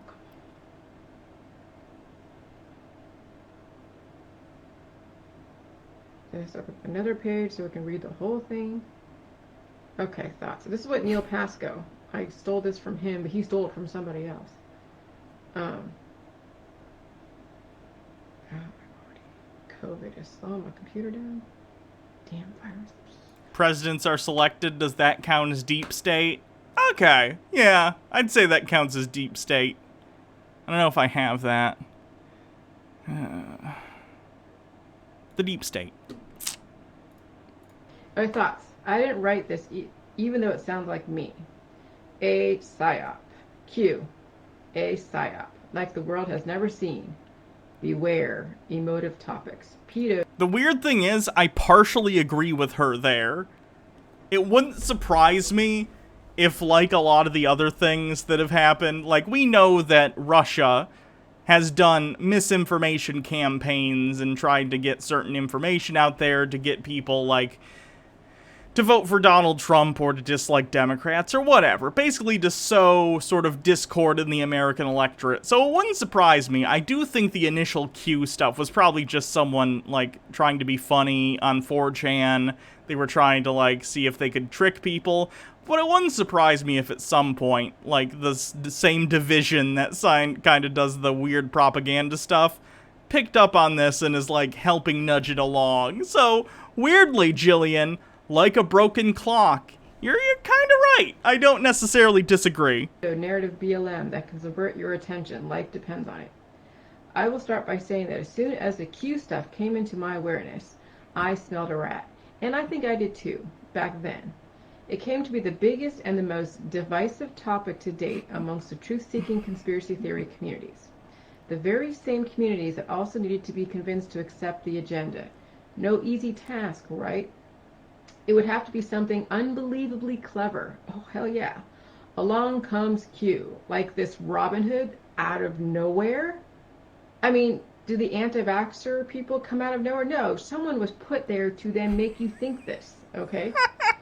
So, I just can't believe, frankly, that Jillian, like, is able to look at this critically Why doesn't she put this towards anything else in her life? Like, she's like, wait a minute.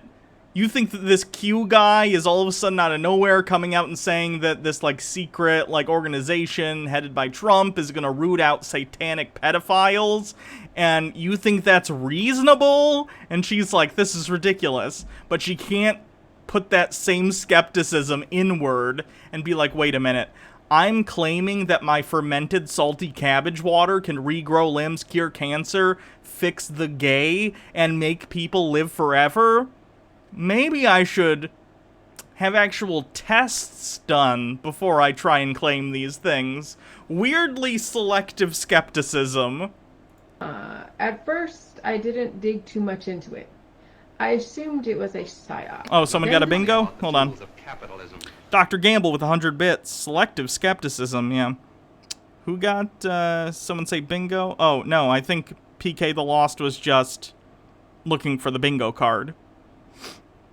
Weekend, I saw a very intelligently put together post that led me to spend an entire day digging into it and looking at it from a different and a very compelling angle. I personally have not studied all the Q drops and wouldn't have time if I wanted to, and that's for me too. I can't deny that. I am glad I went through this compilation though, as it really made me think and highlighted some important things. Things are not black and white, and it's important to look at different angles if you really want the truth. See now, things are not black and white in the area of who done it, what's the intention, and how do you sell a perception. Okay, that's enough Jilly Juice. God, I wish she was more exciting because she is such an interesting person. It's interesting to me, though, that she's able to see that, like, QAnon stuff is ridiculous. But she doesn't take that same understanding of reasonability in claims and apply it to her own life. Very, very strange. Anyway, let's see what Nathan Thonpson is up to. Yes, Nathan Thonpson, as he likes to put it, founder of the largest flat earth group on Facebook. So let's see what Nathan is up to. Predator hunter exposes pedophiles. New World Order FEMA whistleblowers say second lockdown will be permanent. How evil is NASA and the cartoon globe fairy tale? Ooh, that's tough. Let's say New World Order. I kind of want to do a flat earth one.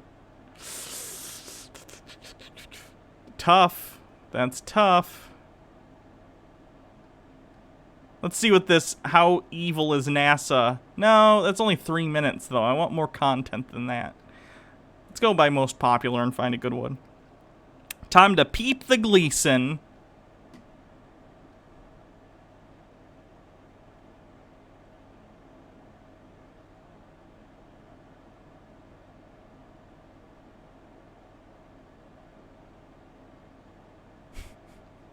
Owen Benjamin loses it trying to prove the Earth spins.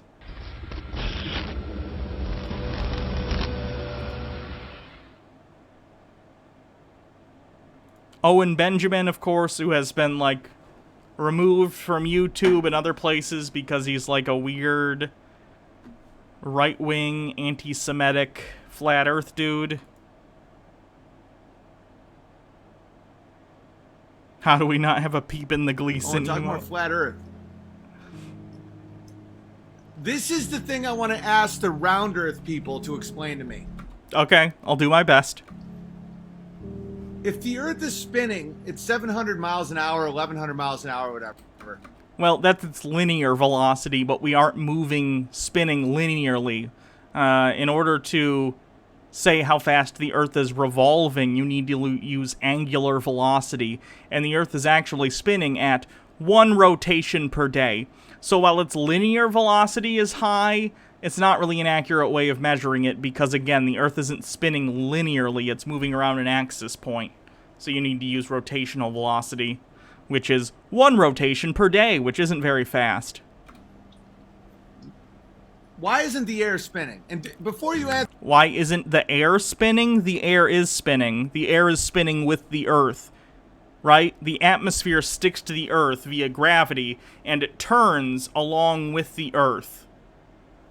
it real fast and say, oh, it's all relative, it's all the same shit.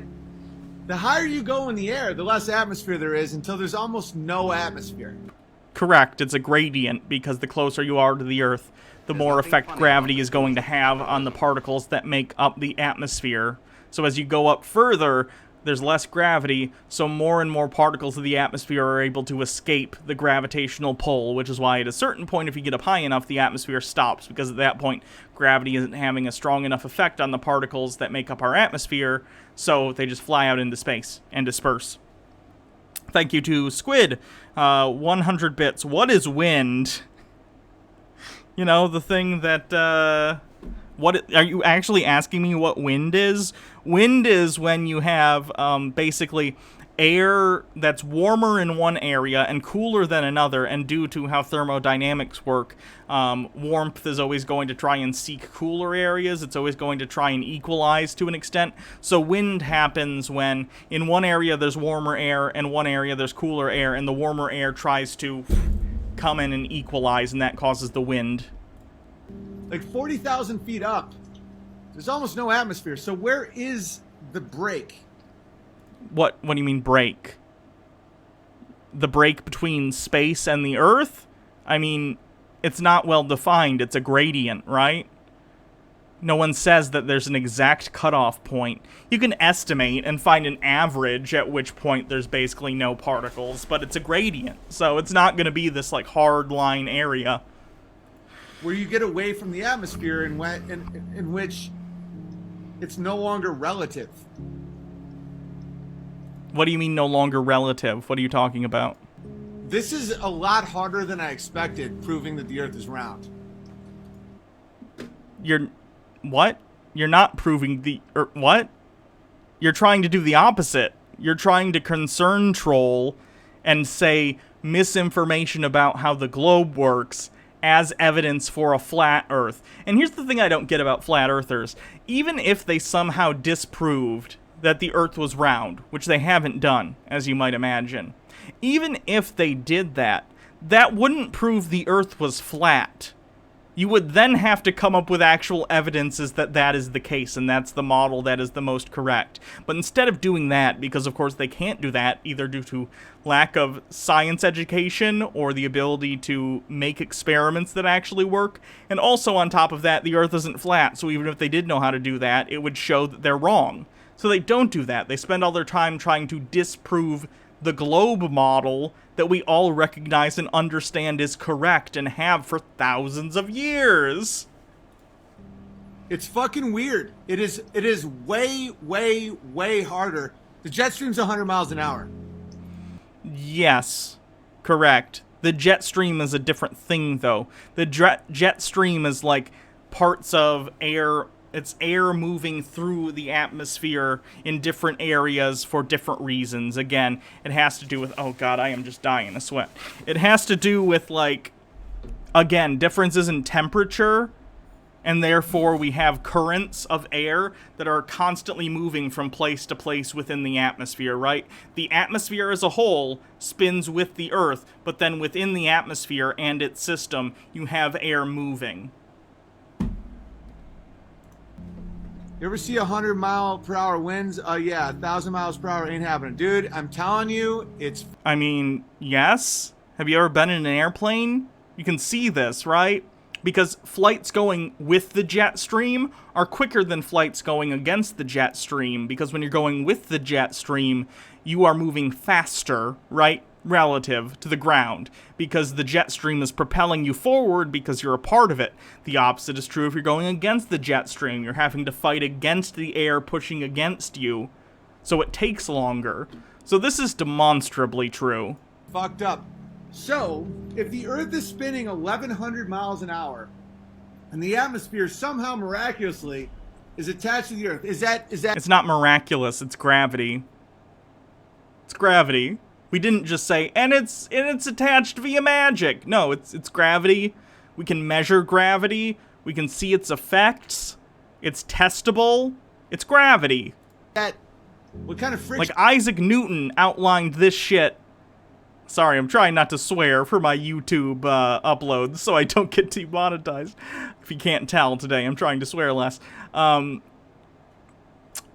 outlined this stuff like hundreds and hundreds of years ago. This is not a recent concept, and our understanding of gravity has only gotten better over time. Is that sliding friction is when the molecules are touching, so sliding friction is moving it along, right? Fine. When you go up enough, there's no more atmosphere. Yeah, if you go up high enough, the gradient will eventually dissipate to the point where there is virtually no atmosphere. And then if you get farther enough away, yes, there will be no atmosphere because you'll be so far away from the Earth that the Earth cannot hold atmosphere particles, basically the particles of the different gases that make up the atmosphere. They can't hold those particles to the Earth, so they fly off into space. So you are now just, like if you're in a hot air balloon that goes up 30,000 miles, there's no atmosphere. Okay, I don't think you can take a hot air balloon that high up. Let me see what the max height for hot air balloon. 41,424 meters. That's how far you can get up in a hot air balloon. What's the maximum height? Maximum height can fly all the way up to space. This person says the maximum height of a hot air balloon ride is usually set by the pilot and government regulations. Physical limits may also come into play depending on the design considerations. There must be sufficient air aloft to be displaced by lighter heated air so you can float higher. So if you got into a place with no atmosphere, if you were able to somehow get up that high, which would be difficult in the first place, because as you get higher up in the atmosphere, you see this when people climb even just tall mountains like Mount Everest, oxygen becomes a concern, because as you go up higher in the atmosphere, there's a lower concentration of oxygen. Again, this has to do with gravity. As you get further away from the center of the Earth, the gravitational pull decreases. Therefore, more air particles are going to be able to escape into space. So you have thinner air. That's what people are talking about when there's thinner air. So if you go up high enough in a hot air balloon, right? Eventually, you're not going to go up any higher. There's a hard limit. Because the entire thing that's making you go up is the fact that the hot air in the hot air balloon is trying to rise above the cooler air around it. But once you get to a point where there's not enough cooler air around it in order for it to push through, it's going to stop working. It would be like asking, how do I put this? Because hot air balloons sort of work on like a buoyant force type of thing. Again, it has to do with the lighter hot air trying to move above the other air. It would be like asking if I inflated a balloon underwater and then let it go, and let's say it's like I just fill it with breath, not helium, and I let it go underwater, and then it hits the surface and it just kind of sits there. It would be like you asking, well, why doesn't the balloon keep going upward? Well, because it's reached a point where the buoyant force is not strong enough to continue it moving upwards, right? It's reached the point where it is above the stuff that is denser than it, and it is lower than the stuff that is lighter than it. So why isn't the Earth flying by? The guy who space jumped was the max height for a balloon? Okay, interesting. Stop talking about this? Now you're banned. Why don't you join Coddington Bear? The fuck out of here. No one needs your shit. There's no wind because we are in a vacuum. We both know that doesn't make any sense. And I'm not a flat earth person. I want someone to fucking explain. He becomes a flat earth person. I'm assuming this is him early in his journey to being a flat earther. But yeah, he becomes an avid flat earther to the point where he didn't even think the moon existed at one point. I have no idea what this guy's up to today, but... Explain that to me. Atomic density? Saying words don't explain anything. Just saying... First of all, good grammar. Second of all, yes, words are the only way you can explain something. Just because you don't understand what those words mean doesn't mean the words that are being spoken to you are not an explanation. It means you have to go and look up what those words mean. Atomic density. Friction. I just said that. There's several types of friction. That friction would be the sliding friction, where it's two objects touching each other, kind of like two boards. You have to go at a certain speed. If you go too fast, you slip, right? So if you go at the right speed... It's still going to affect it, though. And yes, the atmosphere has a viscosity, right? So when the Earth moves, it affects the atmosphere around it. Not only because of gravity, but also because of friction force, right? The atmosphere is touching the ground. It's not like if you get down to the ground, you can't breathe because there's no air there. So at the surface of the Earth, the atmosphere is touching it, and the atmosphere is touching the other atmospheric particles above it and all throughout the atmosphere. So as it all turns, it all moves together. You carry the other board with you. We have molecules of the atmosphere, and if it's attached to our spinning shit, fine. You go up 40,000 feet, there's no atmosphere, none. It's basically a vacuum. So I mean, basically a vacuum isn't a vacuum, though, right? I don't know exactly how far away the actual end of our atmosphere is, but it goes on pretty far. I think they've found, like, particles of the atmosphere as far as, like, the moon. That doesn't mean that it's effectively an atmosphere, because in actuality you still can't breathe there, but they can still detect some minute particles there, right, of our atmosphere, because they're still somewhat connected to the Earth's gravity. But this is kind of the problem with determining, like, things that are gradients, where it ends. It kind of depends at what concentration you decide it is effectively no longer the atmosphere. Where do you pop out of that situation? The jet stream, that's 100 miles an hour, not 1,100. And when you're out of the atmosphere... Right, because the jet stream has nothing to do with the Earth's rotation. When you're going west to east or east to west, I can't remember which way, why is the Earth not flying by underneath? Because you're moving in the atmosphere, and the atmosphere is moving with the spin of the Earth. You're not in that anymore. So far, no one's been able to explain that to me, which is fucking weird. Well, you seem to be banning everyone who tries to explain it to you, so that would do it. And hey, I get it. On your own YouTube channel, you can ban whoever you want. I don't really care. I do the same with some people I don't like. You can ban people on your YouTube channel. More power to you. I get it, but if you're actively, like, asking questions like this, and then when people come and try and explain the answer to you, you ban them, then you're not really asking questions. You're concern trolling. That's a very different thing. Please comment on it. The jet stream is 100 miles per hour relative to atmospheric motion. Yes, thank you.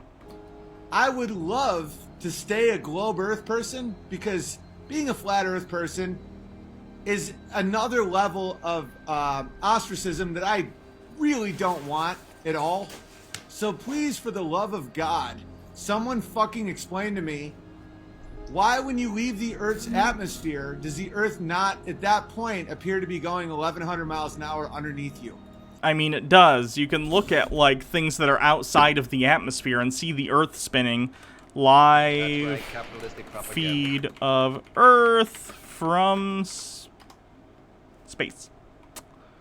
Thank you to thousands of retirees for following. Welcome to the stream. NASA usually has a live stream. Sometimes it's down for repairs. But yeah, see, you can see it, right? So they're outside of the atmosphere, or at least in an area where there's very, very little atmosphere. They're in a place where it's, you know, a vacuum. They're in space. And you can see the Earth spinning below them. And, of course, this guy's going to be like, that doesn't look like it's going 1,100 miles per hour.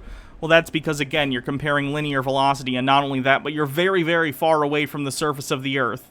Even though this doesn't look that fast because you're so far away from it, it's moving very fast. It's a huge object spinning and rotating 1 rotation per day, which is a little bit of a cheat because a day is defined by the Earth's rotation, but that's what it is, right? It spins 1 time 360 degrees per day. It takes quite a while because it's a huge object. Now, it's still going, I mean, quick. I'm not saying that's not quick for such a massive object. But again, from space, from that far away, it doesn't appear that quick, even though it is. Like, if you were to look on a map at how quick this is moving, you would see yourself moving just frickin' crazy fast across it.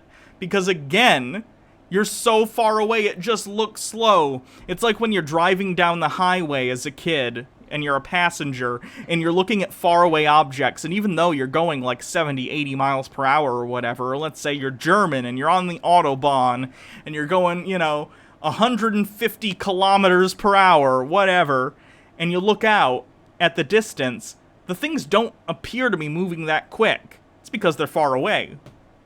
It's how things work. Things far away look to be moving slower than things up close.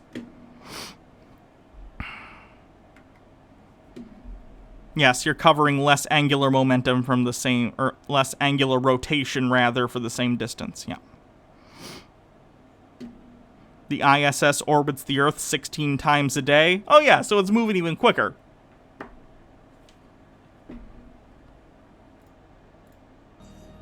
Here's another one. Why do flights not go around the poles? Please explain. Wait, what did you just say? Why do flights not go around the poles? There's nothing funny. Why would flights go around the North or South Pole? What would the purpose of that flight be? You could, I guess, but why would you do that? Please. Squid with 100 bits. What is perspective? Still not actually asking.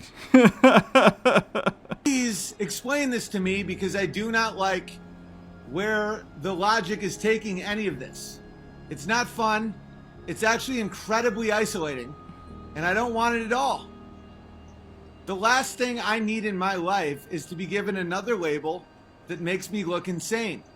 Okay, then maybe actually talk to experts, and I know it's such a drain on the scientific community to have to explain things to these people time and time again, which is why you get idiots like me having to do so wearing a tinfoil hat to try and hopefully get someone feeling the same way that this guy does, and say, wait a minute, let me try and explain what's going on here. I know you don't understand it, and I'm not going to say you're stupid, because asking questions is fine.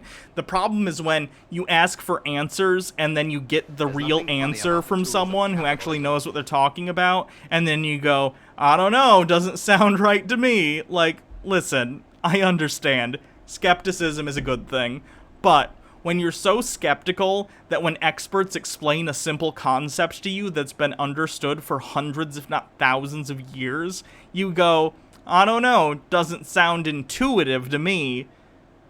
That's frustrating. It's frustrating that you're not able to understand that you're not the first person to come up with these questions. These questions have been asked and answered, and it's great if you want to go and seek out those answers to educate yourself, but every step of the way saying that you disagree with literally hundreds, and again in some cases thousands of years of not only science but observations, is just exhausting. It's just so exhausting. I understand. If you want to be curious about the world, that's awesome. Go to school, learn how to actually do science, get a degree in some field you want to study. But being some keyboard warrior that thinks they're gonna debunk science, it's not doing anyone any good. So maybe don't do that. Daddy Sume with a bit. This is really depressing. That music and the desperate loneliness in his voice is really getting to me. I know. That sounds awful. Someone said not flat. Well, please fucking tell me how you can go up into near-Earth orbit and stay still, and the Earth is not flying by. Because of the conservation of momentum. Do you understand how momentum works? And the fact that if you're in the atmosphere, even on the edge of it, you're still moving with the atmosphere? If it's spinning on a goddamn axis. Oh, I'm sorry, you can't explain it, can you? The fuck? Inertia, that doesn't mean a goddamn thing, and we both... Yes, it does, though. This is what I'm talking about. Someone literally explains to him, inertia. Inertia is a property of matter. When you are moving, unless something stops you, like friction, you will continue moving in perpetuity. Objects in motion stay in motion. Objects at rest stay at rest. These are basics of physics. And if someone says to you, the answer is inertia, your gut response shouldn't be, that word doesn't mean anything. Calm down. If you don't know what inertia means, that's okay. I don't want you to feel bad for not knowing what that word means. That's fine. All day, every day, people are encountering, especially in the information age, words and concepts that they might not have understood or heard of before.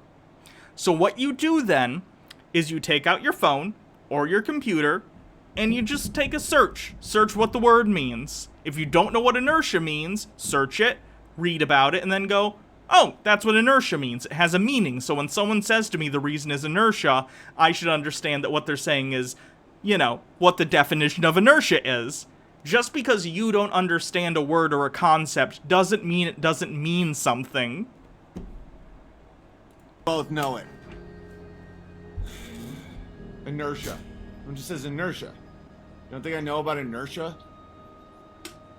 I don't think you do. I think if I asked you right now what inertia was, I think you wouldn't understand and wouldn't be able to explain it to me. Owen is dumber than I thought, says Martin. Okay, Martin, you're no longer allowed to talk to the grown-ups.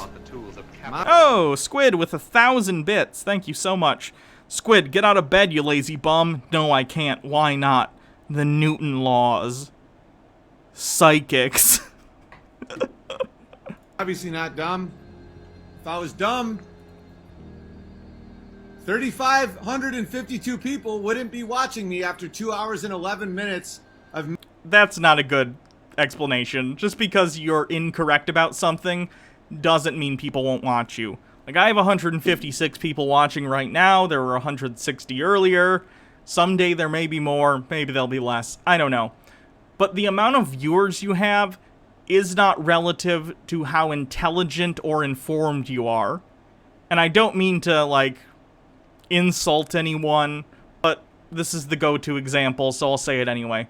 The Kardashians, for instance, have tons of fans and viewers. There's nothing wrong with that. If you're into celebrity stuff, I'm not going to fault you for it. It's not for me, but if you like it, whatever. I don't care. That doesn't mean that the Kardashians are brilliant, right? You can have tons of people follow you and like you, despite the fact that you're wrong about a lot of things. There are tons of people who are charismatic or have something about them that people like, regardless of if what they have to say is substantive or evidence-based. They're completely divorced concepts. It's why, like in D&D, charisma is a completely different stat from intelligence or wisdom, right? They're different things. All you need to get people to listen to you is some charisma. Me just talking. Dumb people don't retain that amount of people. You're just a stupid person. The worst is, like, I obviously understand physics. No, you do not. You clearly don't. 790 out of 800 on my physics PSATs, right? It's like one question I got wrong. I understand. I would need to see that to believe that, to be completely honest. And again, if you can do math and plug things into equations, it doesn't mean you understand the underlying principles or how to apply that to big objects like the Earth. I understand physics very, very well. Not on a level of, like, MIT or anything like that. But on a basic, way above average level, I understand the...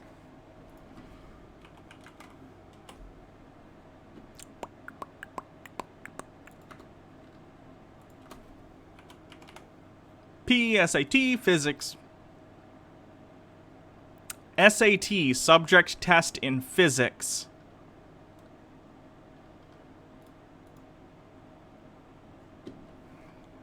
Preliminary SAT is what PSAT stands for. Physics subject test. The physics subject test assesses your understanding of concepts from 1 year of introductory physics on the college preparatory level, as well as reasoning and problem-solving skills derived from lab experience.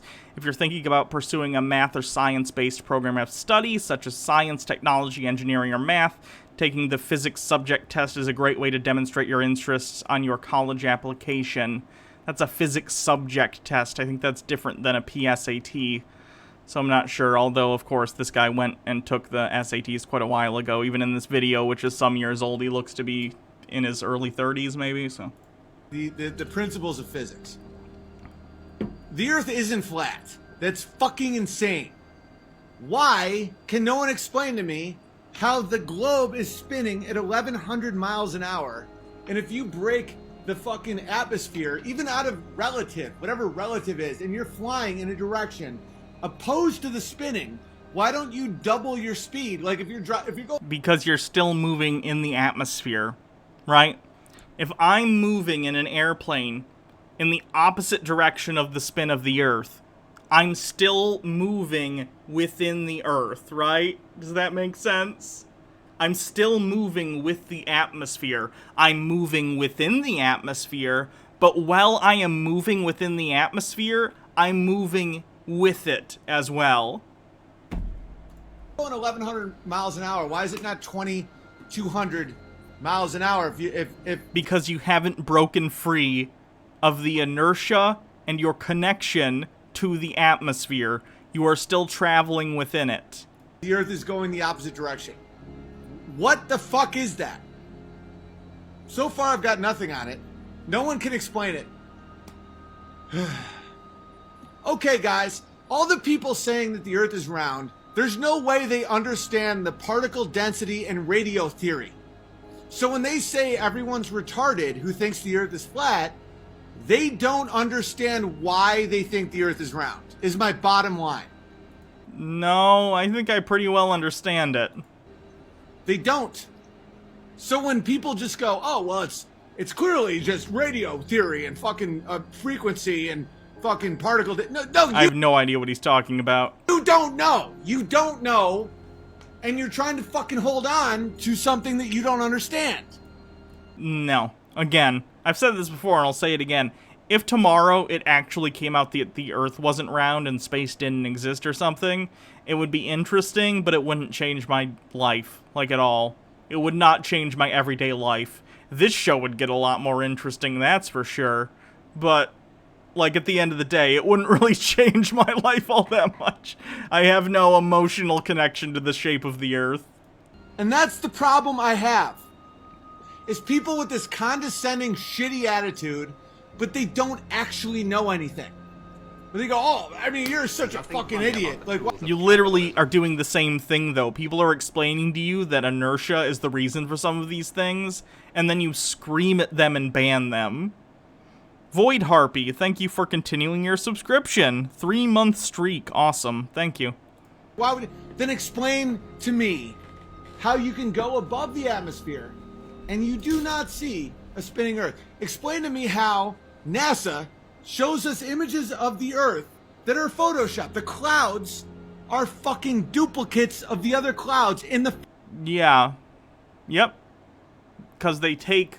Again, I've explained this before, too, in some other Flat Earth videos. A lot of the images you see of the Earth are composite images. It works a little bit like when you take, like, a panoramic photo. And, like, let's say you're at the Grand Canyon or somewhere and you want to take a panoramic photo, and what you do is you know, set the panorama setting on your camera, and then you move the camera. And then your phone will take all the images that your phone takes as you're moving it, and it'll stitch them together. It doesn't mean that what was taken in that panorama doesn't exist. It just means that it's so large, you had to move the camera lens across to catch it all, and then it stitches it together. Similar things happen with a lot of images that NASA takes of the Earth, because even satellites are still very close to the surface of the Earth relative to its size. They take photos as it moves across the surface, and then they stitch them together. And then, for artistic reasons, to make it look kind of more like the Earth, they'll sometimes Photoshop stuff like clouds in. It's not complicated. It doesn't make the photos fake any more than, like, you can take a photo of anything, put it in Photoshop, clean it up, change some stuff, whatever. Doesn't mean the Earth isn't round. It just means that NASA wants their photos to look nice, like everyone else. Fucking thing. Does that not ring any bells? And I'm incapable of going with lies. I'm fucking capable of it. The Earth isn't flat. There's no fucking way the Earth is flat. correct. So why are you taking this whole video to concern troll and act as though the Earth is flat when it isn't? That would probably cause me some type of nervous breakdown if that were the case. So, can someone, for the love of everything good, explain to me without nonsense talk like, oh, inertia. Oh, That's not nonsense. You're asking someone to explain to you scientific principles and our scientific understanding without using any words that are used in science. What? Oh, frustrating. Let me check my card.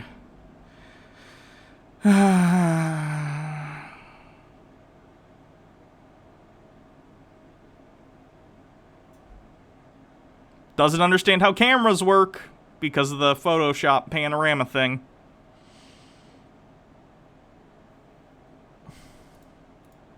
Inertia. Do you know what inertia means? Do you understand the calculations of inertia? No, you fucking don't. I don't know how to calculate inertia, but I understand enough to know that it is a concept and to know what it means in relation to our spin on the Earth. I understand that it means that we're all moving along with the Earth, and because of inertia, if I jump up in the air, I'm going to continue moving with it even though I'm not technically touching it anymore, which is something you don't seem to understand. So I don't think you understand inertia well enough to talk about it, much less try and discredit it as a concept as a whole. It doesn't answer a goddamn thing just to say inertia. Why the fuck a spinning globe, when you're going against it, it doesn't fly underneath you? It does, though. It does. I literally used that as an example to be hyperbolic, but you then use that as an actual example. What is wrong with you? Coriolis effect proves the Earth isn't flat. I believe that as well. I really hope we have more than the Coriolis effect. Really hope we have more than that, guys. Really hope we have more than the Coriolis effect. If the Earth is flat, why lie about it being round? What is the point? I can tell you a lot of reasons. That's always my question, too, and the one constant I find with flat earthers, a lot of flat earthers are very religious. It's almost like creationism taken to an extreme, where they believe that, again, the Christian Bible says that the Earth is flat. It does. In Genesis, it talks about the firmament. I've talked about this before. The firmament in biblical cosmology is this. It basically is the idea that Earth is flat. Underneath the Earth is Sheol, which is the Jewish, afterlife, the, place, the land of the dead. It's a little bit like Hades in Greek mythology. Then you have, just water underneath. Then you have a dome known as the firmament, and you can find the firmament in Genesis. This is where this model comes from. And then you have the sun, the clouds, the moon, which are within that dome of the firmament, including the stars. And then you have more water above the firmament, because the sky is blue. And of course, back in the day, before people, had science or an understanding of what the atmosphere was, they'd look at the sky and go, well, that's blue. The ocean kind of looks blue. That must be more ocean. Which, of course, we can laugh at today. But at the end of the day, they didn't have the experience or tools to know differently. So it's fine. So this incorrect model is the model that is mentioned in Genesis. That's fine. I'm not telling you you can't be religious because of that. You just need to accept that a lot of the things in the Bible were written by people who didn't know a lot about science. Didn't know anything about science. And that's fine, as long as you don't take what they have to say word for word literally. There's no problem with that. So this is why some flat earthers will claim that science is lying about the shape of the Earth in order to keep people from Christianity, which is not the case. It's not the case. Isaac Newton, for instance, who, discovered gravity. Isaac Newton was a Christian. A lot of scientists in the past were Christians.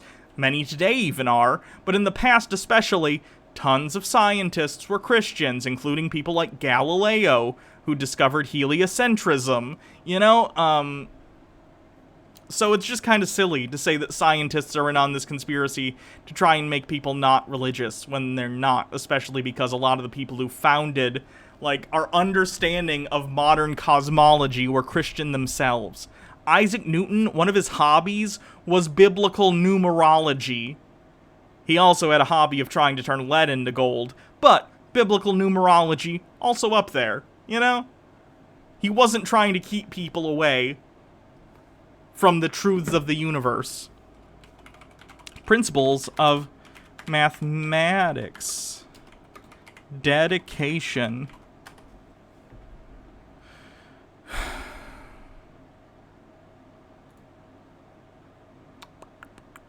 I forget how to say it in the original. Principia Mathematica. It was something like that. How do I spell this shit? Isaac Newton.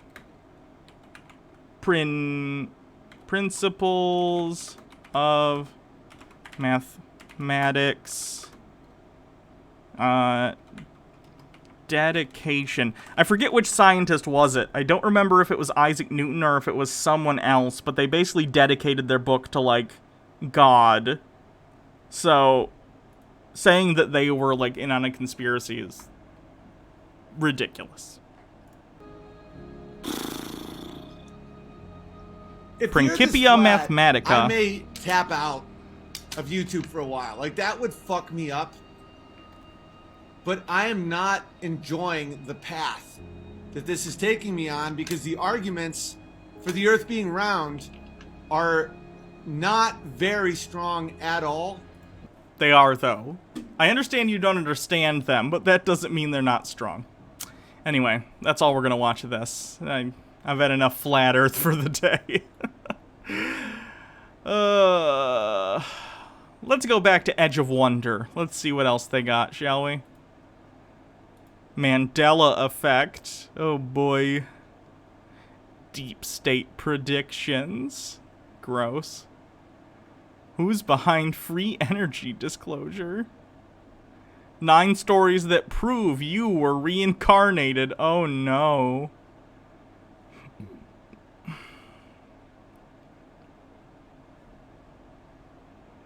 Roboraptors.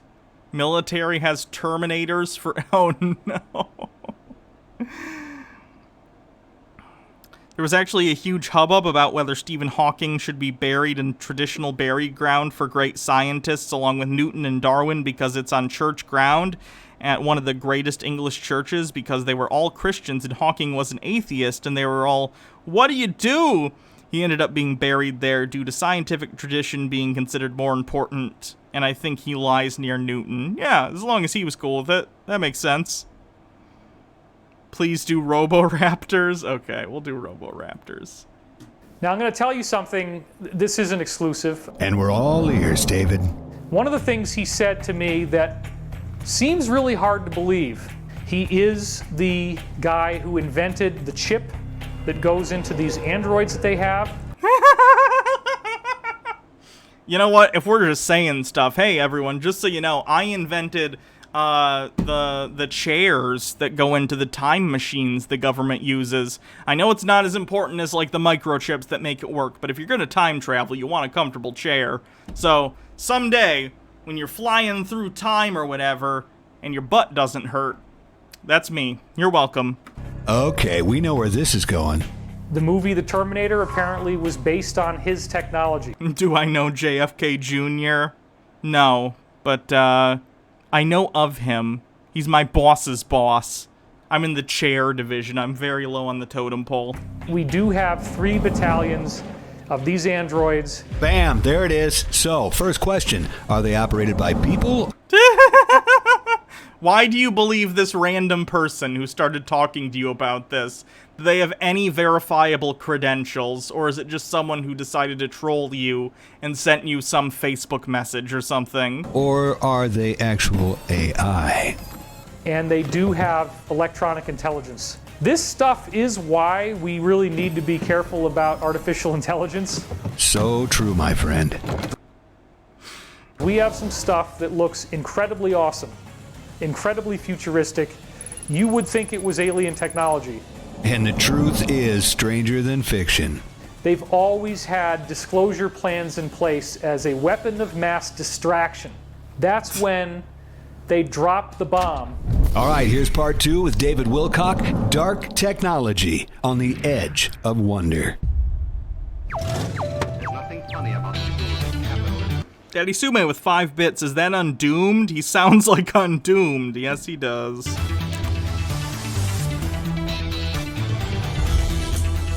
Edge of Wonder. I want to get clear with you guys and with the audience about the difference between the intel that I have been leaking faithfully since Pete Peterson started to give me this stuff from high levels back in 2009. Pete Peterson worked at a presidential level. If he was leaking confidential information, why hasn't he been either arrested and tried or killed by the government? Right?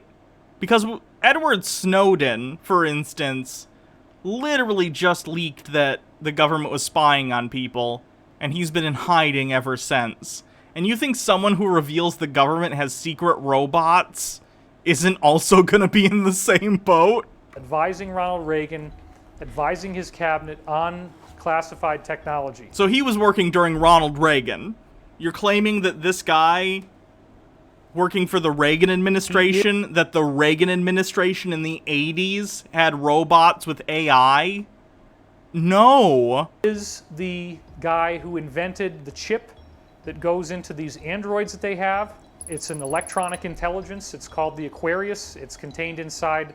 If he knew how to design a chip that literally gave AI, and I mean like capital AI, I'm talking actual artificial general intelligence, not just a machine learning algorithm, then he would be a bazillionaire.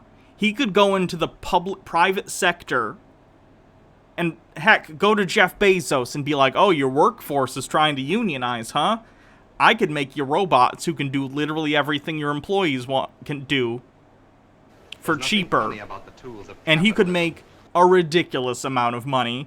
If you know how to make generalized AI, you're going to be one of the most famous scientists in the history of the world. You'll be like a mix between Einstein and Steve Jobs. Like, you'd be one of the most famous human beings to ever exist. And you think that guy is coming on Edge of Wonder with under 500,000 subs and talking about it instead of using that knowledge to make more money than any human being in the history of the world? The Stellar Sea Cow says, the Reagan administration couldn't even hide Reagan's Alzheimer's effectively, and you expect me to believe they had AI? Another piece of hardware called the Gatekeeper.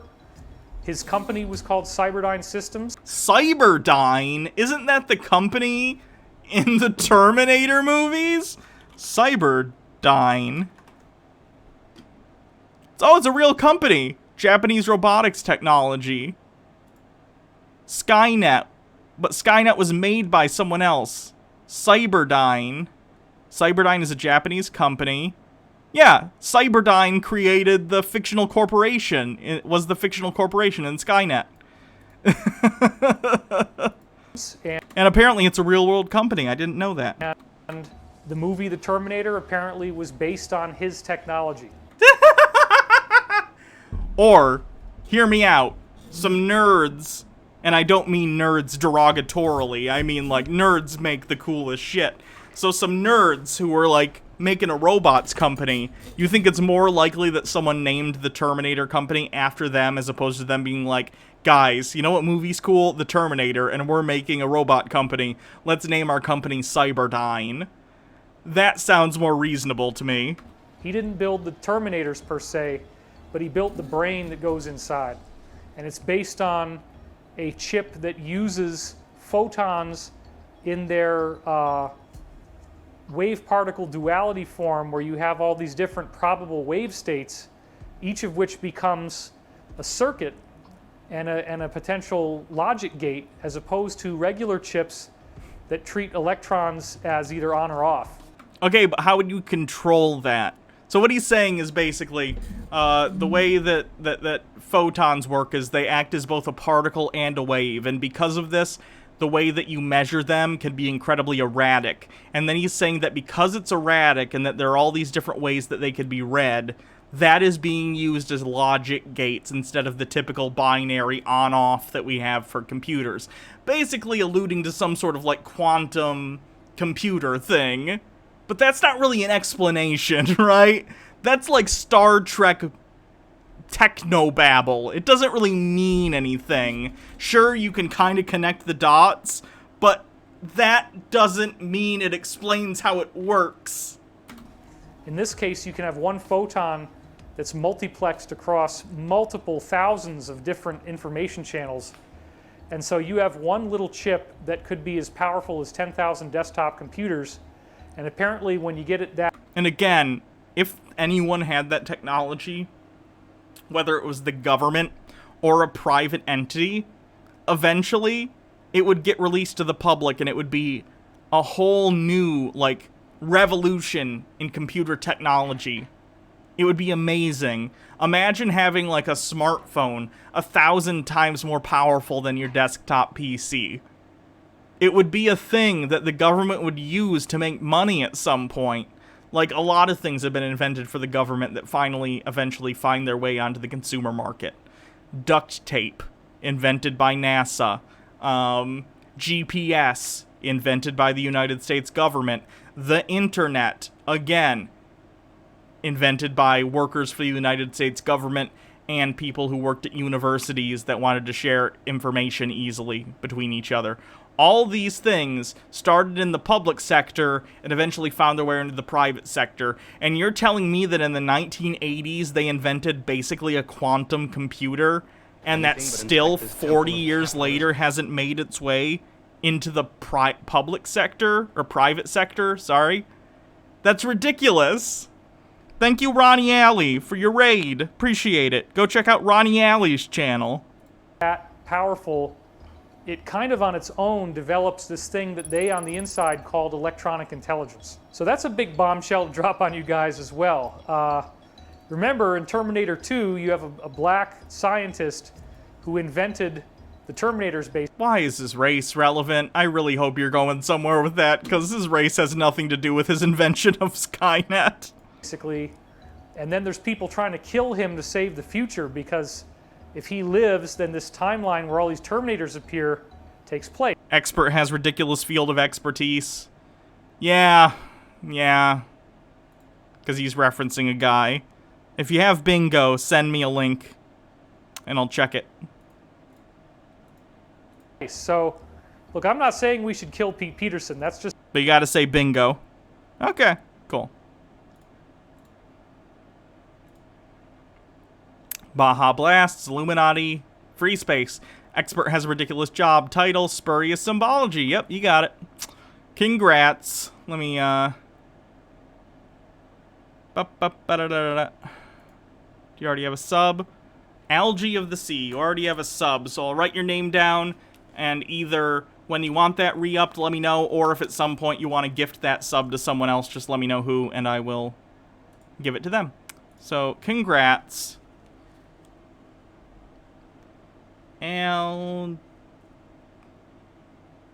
Algae of the Sea. Congrats on your bingo win.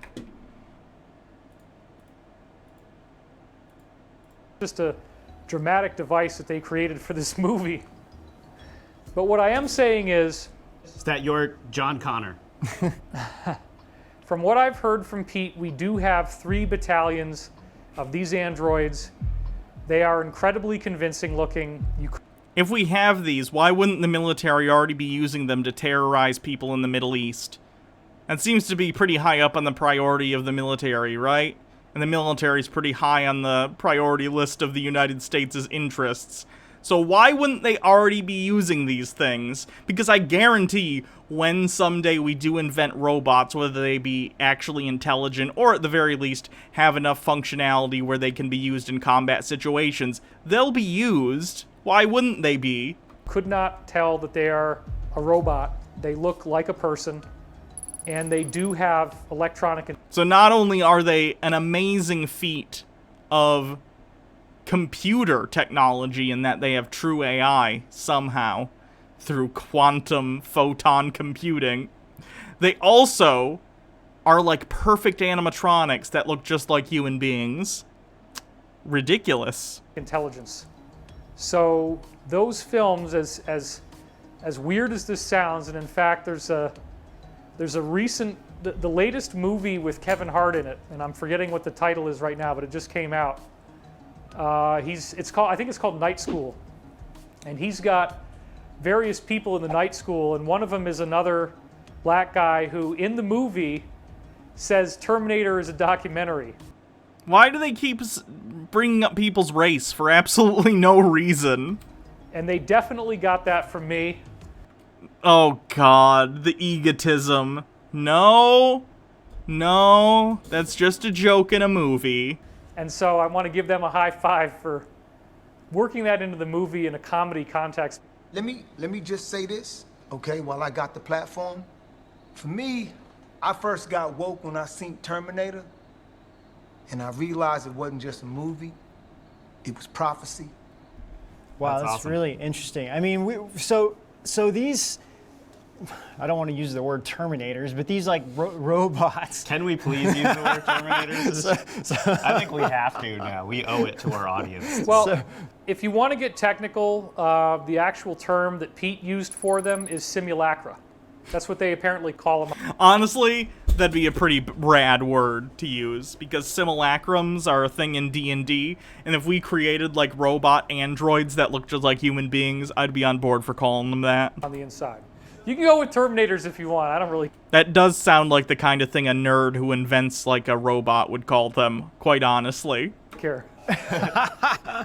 Well, what is it? The second one, he's a good guy, right? Yeah. So it's not so bad, I guess. John Connor turned him back. So are these actually just walking around in our society, or are they just like strictly military, doing military operations or warfare? Strictly military, and actually I can get a lot clearer on this. I forget. Oh, I know simulacrum is also a real word. I'm just saying, if some nerds who invented robots named something that, it's probably due to the D&D connection. Because if there was a group of people inventing true AI robots, I would bet money that they have a D&D group that they play with. Like, hey, I love D&D. I'm not being derogatory with it. I'm just saying, like, that kind of person who's like super into that kind of thing strikes me as a D&D type of person.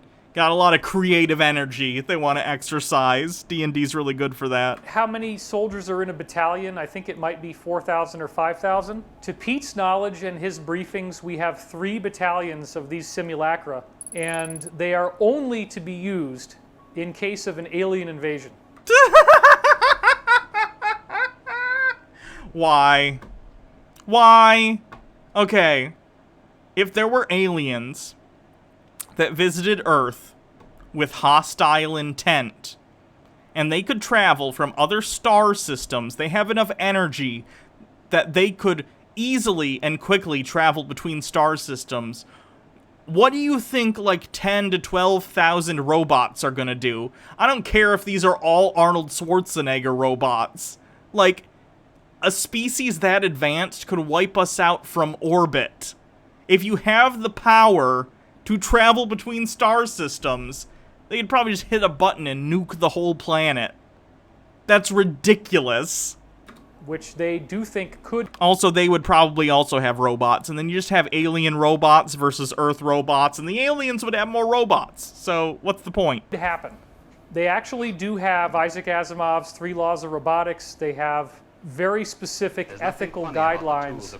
Daddy Sume with a bit. We can wipe ourselves out from orbit. True, we can. Preventing them from turning on the people of this planet. So those simulacra... Look, I get it. Arthur C. Clarke, the 3 or Isaac Asimov rather, the 3 laws of robotics. Very cool as a storytelling device. It makes sense in his books and his world that those are things that robots abide by. But how in the world do you actually program a sentient, sapient being to have morals?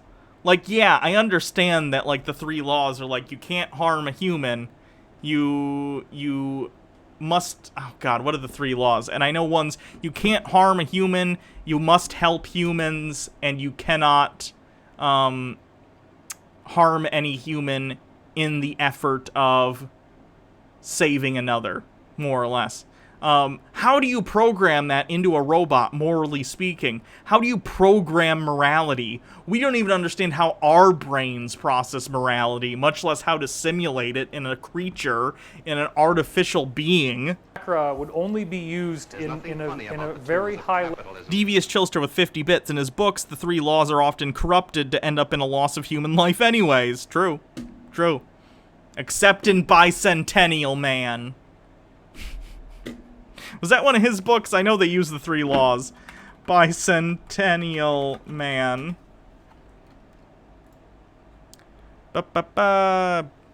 Yeah. Based on the novel The Positronic Man by Isaac Asimov. In fairness, I haven't read the book. I've only seen the movie. But that's one where he gets, like, corrupted, but in a cool way. Where he, like, becomes human, basically. Or he becomes a living being, whatever you want to call it.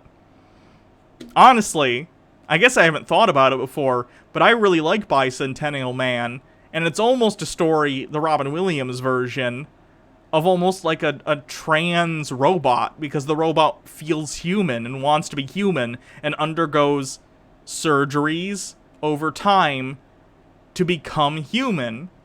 Interesting. I guess I hadn't thought about that. Huh. Level emergency situation. But there's a lot more to the creative behind what's really going on than what you see in any of the Terminator films. For example, a simulacra is based on a core brain, and I've heard this now from, I guess, 4 or 5 different insiders, that there is a little black box about this big, and... Logarth, quoting the rules, a robot may not injure a human being or through inaction allow a human being to come to harm. A robot must obey the orders given to it by a human being except where such orders would conflict with the first law. A robot must protect its own existence as long as such protection does not conflict with the first or second laws. It's a cube, okay? And it actually has 2 eyes on it, which are on these little screws. And so the screws can twist and the eyes will either widen or narrow in terms of how far apart they are. So the robot can actually turn its head, take the box out of its own head, its brain, okay, pull it out, and then pop it into another chassis. Okay, but in the part before it pops it into the other body, what's controlling the robot? That doesn't even make sense. Does it have a wireless connection where it's like, okay, I'm taking the brain out, but I'm still able to control the body? How does that work? The second it disconnects from the body frame, wouldn't it stop functioning? Another body. And some of these bodies are... Arcanist Amber Blackwell says, okay, Hannah, question. Robot has true AI and perfect animatronic humanness. Should it have human rights? I have to say yes, but I know people who say no. Oh yeah, I think so. I don't even think it needs to have perfect animatronic humanness. The second it becomes sapient, the second it becomes sentient and sapient, if ever such a thing happens, I don't even know if it's possible, but it would be cool if you could create an intelligence that was self-aware and self-aware of its own self-awareness, if that makes sense. If it had an identity, of course it deserves human rights. I don't care if it's a box on wheels. If it has feelings and thoughts and ideas and a self-interest, a self-understanding of what it is and who it is and where it resides, it would deserve human rights. They're very intimidating looking. They have, for example, one thing that Pete told me about was they have this thing that looks like a raptor, like a dinosaur. I'm imagining the meeting. It's like, all right, we gotta make our robots more efficient, you know? What's the most efficient way to build a robot to be mobile everywhere? What if we made it like a tank body and it can roll over everything? Or what if we made big like AT-STs from Star Wars but with brains? And one goes, no guys, check this out. Robot dinosaurs. Now, I'm not saying a group of nerdy roboticists wouldn't want to make a dinosaur robot on the government's dime. I get it.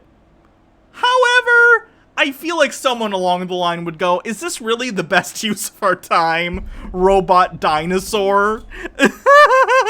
It is all robotic. It's got red eyes. It's got metallic features with chrome and black. It looks incredibly fierce. It's incredibly badass. And these things would be very, very difficult for us to kill. Any of these robots move so fast that you could not shoot it because it will move its body to get out of the way of a bullet as the bullet is coming near.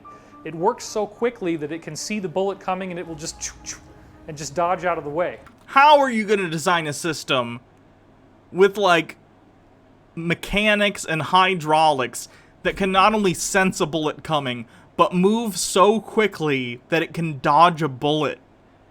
I don't think you could create something that could move that fast and not have mechanical issues.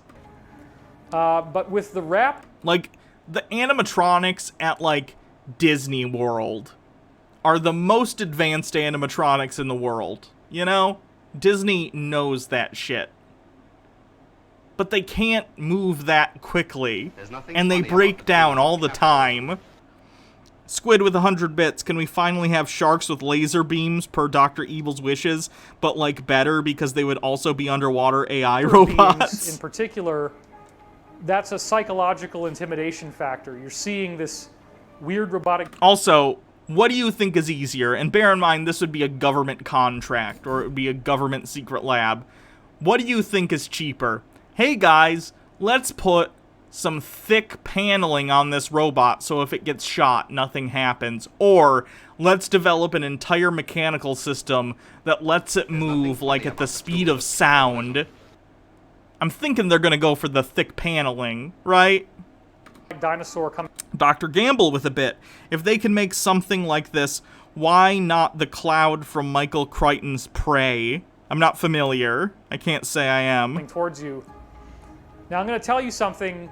This isn't exclusive. I don't think I've ever shared this before. Someone says, this is the best humans can come up with. I think we have a bit of a ways to go. And there's a link. Let me...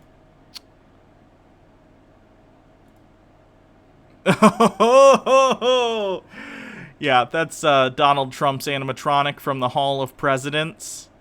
Not great. Not great.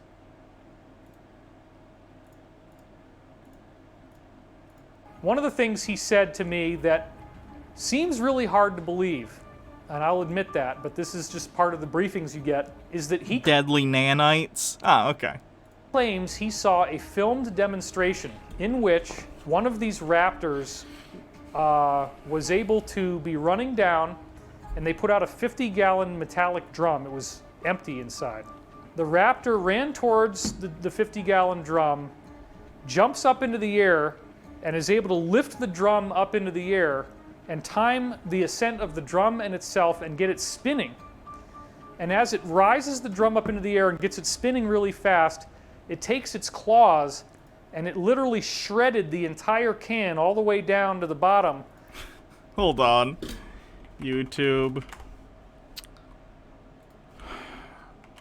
Robotics. Demonstration. Now, I'm not saying we haven't made incredible strides in the field of robotics in the last, 20 years, 30 years. Totally. I get it. Like, check out this robot, Boston Dynamics does amazing work. They're, like, the leaders in the world in terms of making actual, like, self-contained robots. These things are cool. And I'd imagine someday the work that they're doing now will be incorporated into, like, robot workers of the future.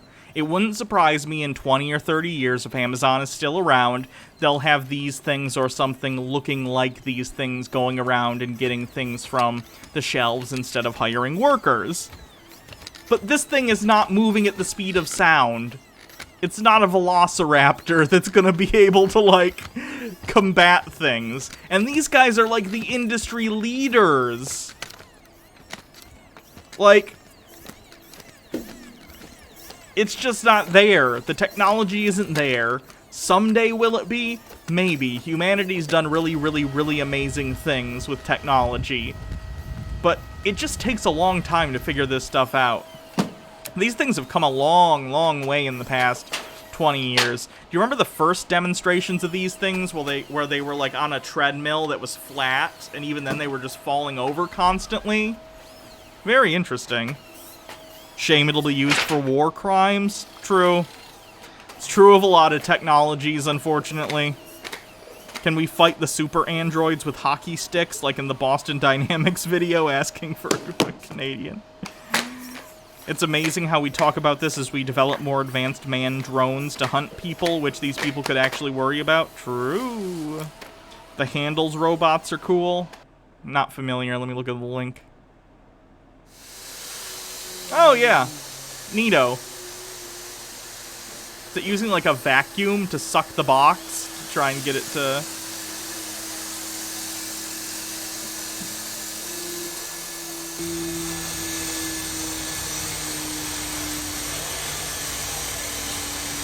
I'd imagine we'll be seeing in the next 20 years a lot of this stuff. A lot of stuff that's normally human manual labor turned into robots doing it.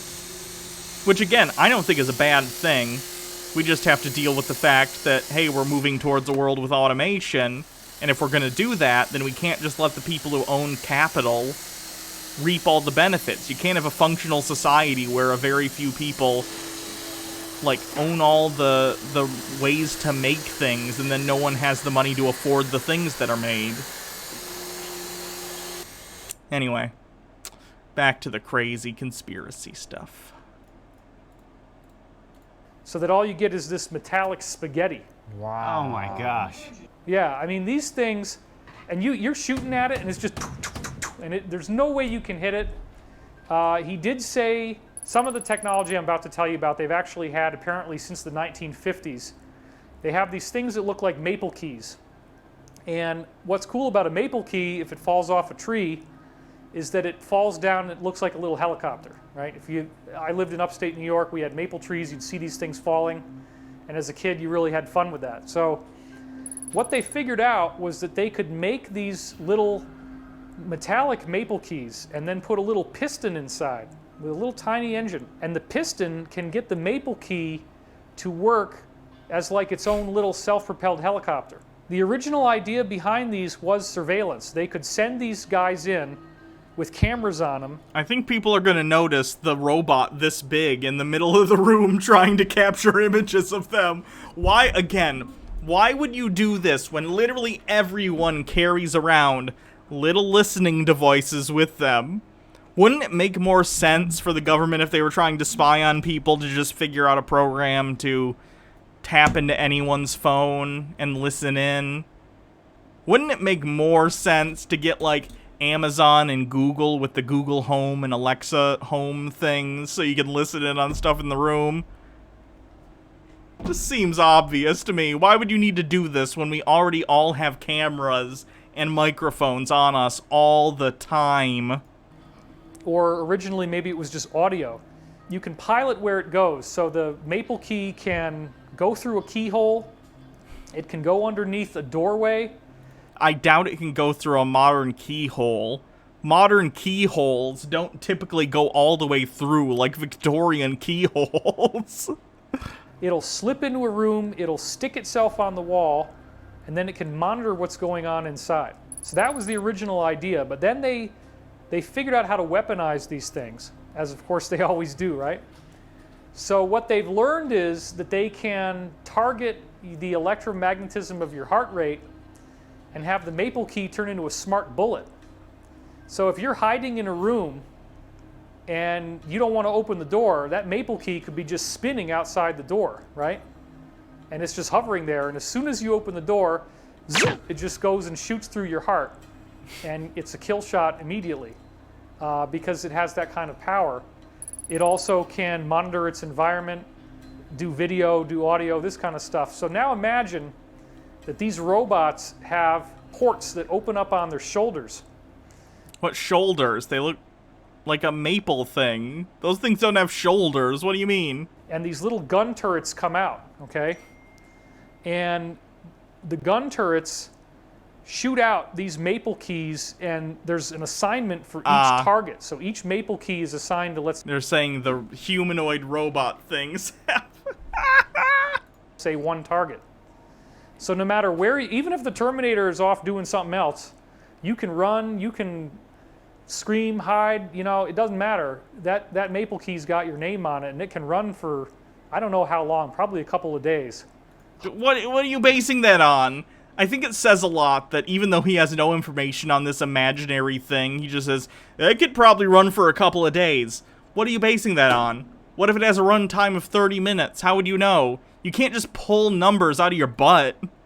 Hovering, waiting for you. So this stuff is why we really need to be careful about artificial intelligence, and why we don't want to let these things get made and get released on a large level.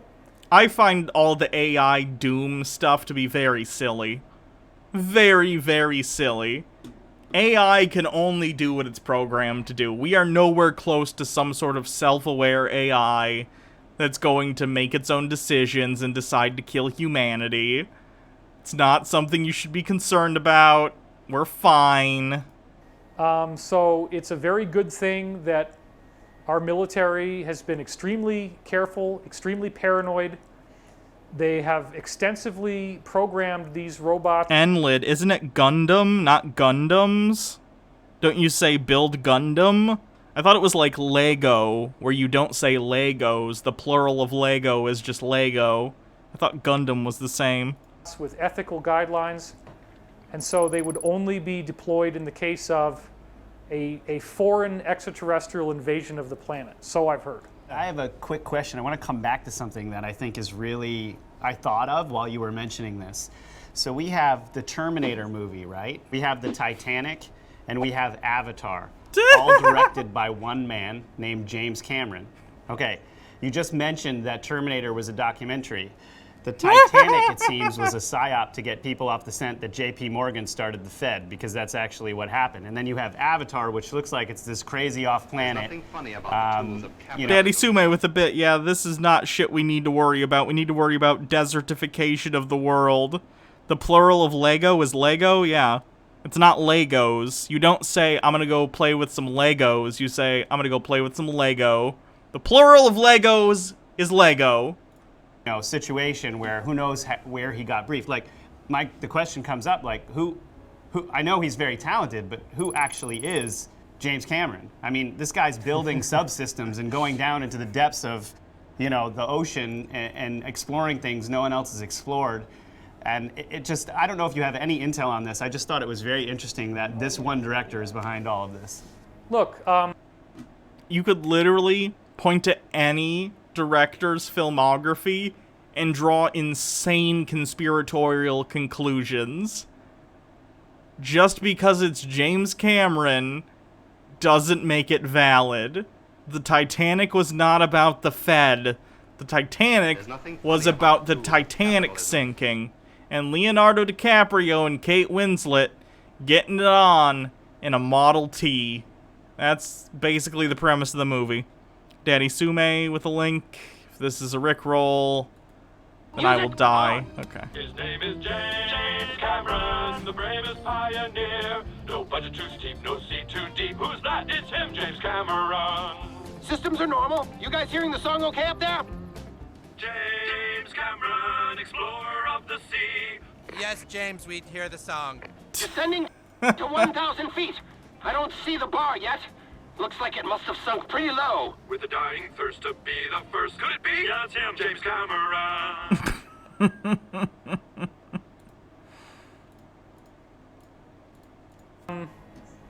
They're all basically documentaries. You know, The Abyss is talking about undersea extraterrestrial ships that they found, bases that they found. Alternative. It is about a fictional event of that. It's not a documentary. Types of life, alternative types of intelligence. Alien, you know, in the movie Aliens, the second one, Sigourney Weaver ends up in this robotic chassis that moves with her. Pete said that is called a manipulator, and they use it again in Avatar. And in fact, Pete Okay, told me the idea that of mechs is not exclusive to James Cameron. he was dazzled when he saw Avatar because it's practically a... Also, P.S., why would James Cameron know about any of this? He's a film director.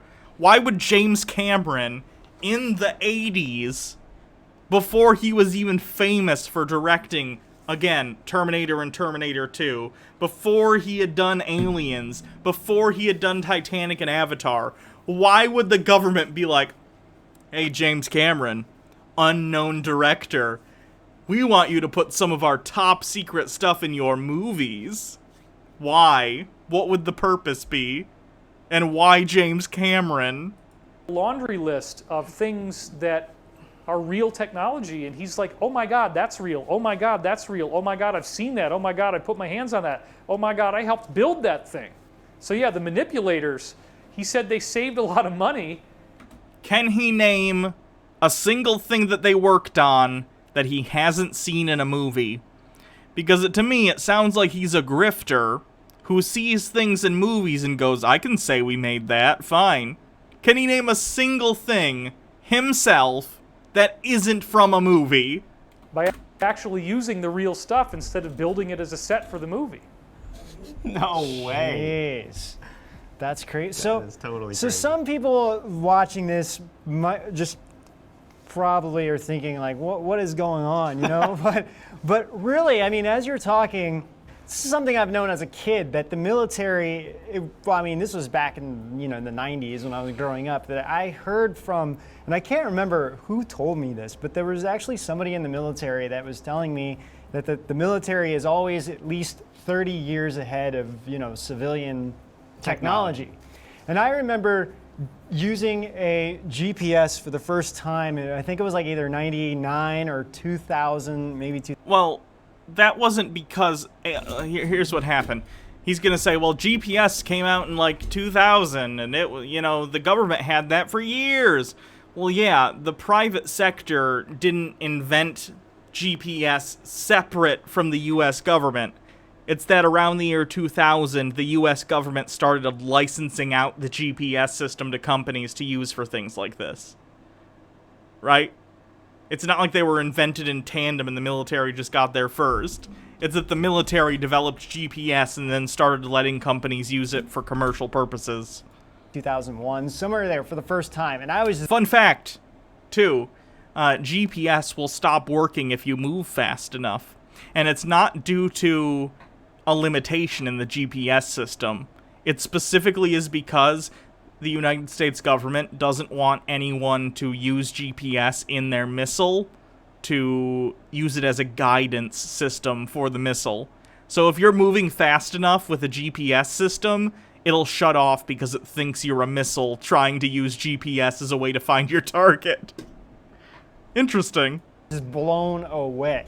And I kept thinking to myself, man, if we're using a GPS here as like a civilian, what the heck is the military using? To me, this is not that unbelievable because the makers of the D-Wave system, I mean, the quantum computers are even stating that these computers are computing in a different dimension. I mean, I don't know what this D-Wave thing is, but I'm assuming it's some startup based on the fact that it's all like CG renderings. And yeah, they're gonna use some stupid technobabble like, where our computers are computing in a different dimension. That doesn't mean anything. Look at, they're using CG. They don't even have a product. It's some stupid Silicon Valley startup that's trying to get investors with fancy buzzwords. That's how fast they work. They literally use a different dimension. And this is not just crazy people saying this. I mean, this is the makers coming out themselves talking about how it works and everything. I will note that actually we do work in parallel universes. Well, Do you really? Is that Yes. I'm going to go home and drop some acid. We've also heard stories of people creating like very realistic robots in the 90s and all these different things. So to me, it's not that, I mean, to both of us, I would say it's not really that, doesn't sound that crazy. I think what makes it more real is the fact that because we don't know, it's the uncertainty of what could potentially happen. I mean, we have like iRobot on top of Terminator, and then all these other, AI disaster movies and everything, and giving any kind of possible scenario that could happen. And then you have China that literally created Skynet. They named a company Skynet. So it's like, why would you do that? Well, and then you have humans learning from movies and making something even more terrifying than Terminator by combining Jurassic Park with the Terminator and making a You have no raptor evidence Terminator. that's real. And this stuff gets crazy. Do you wonder? Let's also be clear here that you can go into the official registry of corporate names and registered corporate business names and see that Pete Peterson was the owner of Cyberdyne Systems in the 1970s.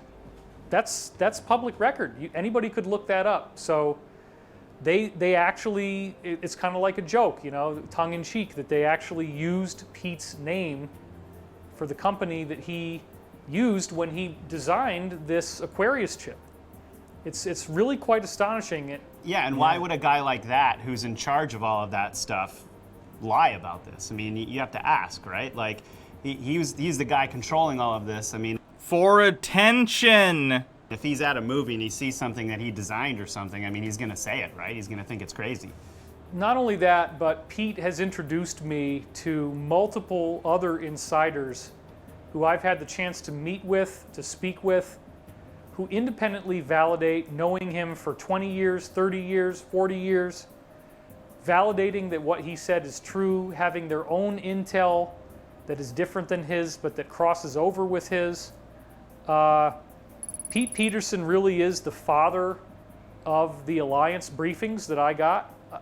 I had been hearing about this only through Benjamin Fulford before that.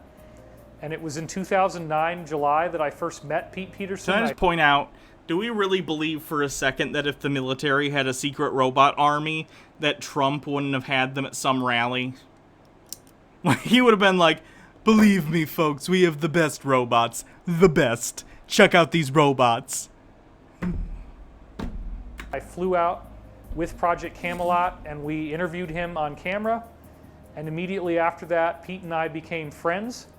And I, on average, over the last decade, have spoken to him an average of, I'd say, for 2 hours at a time, maybe twice a week. Obviously, that kind of fell off when Quantum mechanics calculations are performed in what's called Hilbert space, which is an infinite dimensional space. It's a mathematical construct and doesn't describe a real space. I believe that what you just said means something, but I do not understand it. Ended up in the hospital. But I have to say, I really want to give Pete Peterson credit for giving me a very different attitude about the U.S. military and the intelligence community. Because prior to my involvement with Pete, my perspective on this was heavily rooted in my father being a Vietnam veteran and having a very negative view of the military, finding out that he was considered property of the United States government. He had a quote he would use, "Once you sign on the line, your ass is mine." He warned my brother and me very extensively not to join the military. We even researched becoming conscientious objectors when we were in high school just so that we could avoid another draft. And when I started to talk to Pete, I became very aware that there are people who really believe their oath of enlistment, a lot of them, and want to do the right thing for the Constitution of the United States and for the people of the United States against all enemies, foreign and domestic.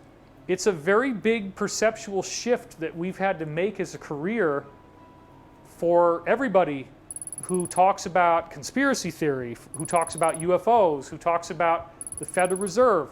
It was a very predominant zeitgeist in this conspiracy analysis movement to uniformly indict all aspects of the military, the government, and the intelligence community as evil, as all part of this Illuminati, part of this cabal, part of this deep state.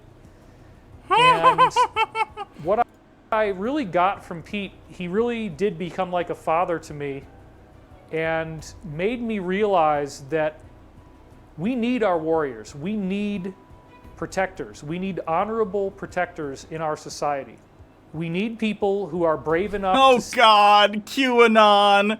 Please don't talk about honorable protectors and then talk about QAnon crazy people. They're anything but honorable. They're anything but protectors. They're psychotic conspiracy loonies. Stop it.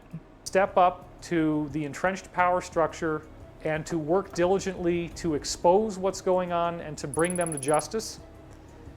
As much as we would all love to think that a grassroots internet rebellion could do something, we clearly are seeing that that is nearly impossible. You can't organize. The Constitution's supposed to guarantee us the freedom to assemble. You can't assemble online because you're going to get shut down.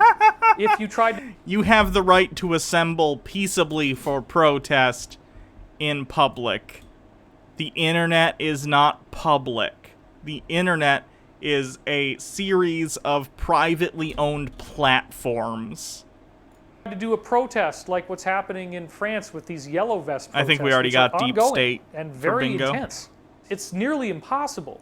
There's not going to be, especially if you get into all the classified technology that the deep state possesses or had control of until recently. We can talk about that. It's not even possible that they could be opposed and brought down, and they knew that. It's a series of tubes. They were really, really sloppy in a lot of ways. One of the pieces of intel that we have now is that they were so sloppy. They had these child trafficking rings. They didn't even try to hide it very much. They use all these crazy symbols that in the post-2016, October 2016 WikiLeaks era, now we know, oh my God, that's the boy lover symbol. Oh my God. No, it's not. I've covered this. That's the girl lover symbol. Oh my God, there's the, there's that code word. There's this code word. Look at, they're using this, they're using that. They never thought they were going to get caught, you guys, and I think you know that. Yeah. Yep. Very true. Yeah, you have a really incredible article on your Divine Cosmos. I can't remember the year. Maybe it was last year or something, or maybe 2 years now. It was called Endgame, and it was the grand summary of all this October 2016 WikiLeaks stuff. Yes, that was, we both were blown away by that article when we, like early on, in one of our videos actually, we referenced it a lot in one of our earlier videos. And actually it was the Clinton, with Clinton and Podesta on Ancient Aliens. Yeah, which was a shock for all of us. Yeah. Probably most for you, being someone involved in that show. Well, yeah, I want to be clear on this because there's a lot of different producers who work for Prometheus Entertainment, which is the parent company for Ancient Aliens. And I've already made my tweet, which was, I wasn't involved in that episode. I don't star in it. I was actually busy moving to Colorado. Normally we tape in February, and I missed a whole season of episodes just because I was moving. I do feel that whoever did this show could very well have not known what was going on. It didn't feel to me like there was a malicious intent, because it is interesting when you analyze John Podesta that he does have a history of pushing for disclosure. And that part was covered in that episode. Now, I'm really glad I wasn't in that episode so that there could be no misunderstandings if people think that I wanted to be in something that Podesta was starring in. But just because Ancient Aliens featured that part of his work doesn't mean that anybody there supports the other things that he's been accused of doing. Oh my God, the things that you're accusing him of doing, you have no evidence for, you psychos. Anyone can accuse anyone of anything. I could say, oh, this guy, David, did you know that he's part of a secret underground cabal that cannibalizes children for satanic purposes? How do I know this? He ordered a pizza once. He had a pizza, and that's a code word. And that's literally what they're saying about John Podesta. So maybe shut up. That'd be great. And I think that's very important. I stand behind Prometheus Entertainment. I stand behind Ancient Aliens. We have done an amazing job of bringing disclosure out into the mainstream. It's the #1 most viewed show in India. It's the #1 most viewed show on television in most of the South American countries. And there's, I forget, it's like 140 episodes of it now, something like that. I'm in the majority of all of those. If they'd asked me, which, you know, they didn't, I would have said, my God, don't put him in an episode. But I do understand that there's a part of the story here. And then, if we want to just delve into that for a second, why might John Podesta be supporting disclosure if he is involved in all this other stuff that he's been... Because he isn't involved in all that other stuff you're accusing him of? That would be the most reasonable explanation, wouldn't it? Accused of in these online attacks. And so let's just presume for a moment, as a philosophical argument, that all that stuff about him, or most of it, is true. And in my endgame analysis, I certainly make a compelling argument based on public information. It could be that the deep state wanted to have a disclosure plan in place in the event that this other stuff came out. There's no such thing as the deep state. It doesn't exist. We've heard from insiders all along, ever since I started to talk to Pete 2009, they've always had disclosure plans in place as a weapon of mass distraction, so that when it gets down to the wire, when their backs are really up against the wall, when they're really in trouble, that's when they drop the bomb. And now, just like how 9/11 distracted everybody from Rumsfeld saying they couldn't find $2.3 trillion of money in the Pentagon, 2 days later or 1 day later you get 9/11, nobody's talking about that statement anymore. So he got to... You literally are right now. Put it on the record, he got to legally clear his name, but then nobody's going to talk about it. Believe me, if they were to decloak one of our own things that we have, because we have some stuff that looks incredibly awesome, incredibly futuristic, you would think it was alien technology. Again, if that were true, Trump would know, because he's the commander-in-chief, and the commander-in-chief needs to be briefed on stuff like this, so they know their options if anything hits the fan, right? Understandably. So I'm sure there's a lot of classified things Trump knows. Why would Trump not, at least a couple of times, been like, hey guys, my polls are doing real bad. I want to be the president to introduce true AI to the world so people remember me positively. You don't think he would do that? Why would Trump not be like, okay, maybe not the humanoid robots, but I can show them the robot dinosaur, right? People will like me if I unveil a robot dinosaur. Until you see people come out in military uniforms when it lands. If they did something like that, if they actually went there, if they crossed the line and land on the White House lawn and then we find out it's our own guys, almost anything could have happened in the world before then, and it doesn't even matter anymore. It's very true. It's a good point. Yeah. Look, I don't have... These guys are idiots. ...have any personal vendetta against Hillary or John Podesta or whoever. Seems like you do, because you're accusing them of a lot of horrible crimes you have no evidence for. What I do have a problem with is the scope of the lying and the depravity of the crimes, if they are in fact real. We need people who are in positions of military authority, positions of service, positions within the intelligence community, positions within government.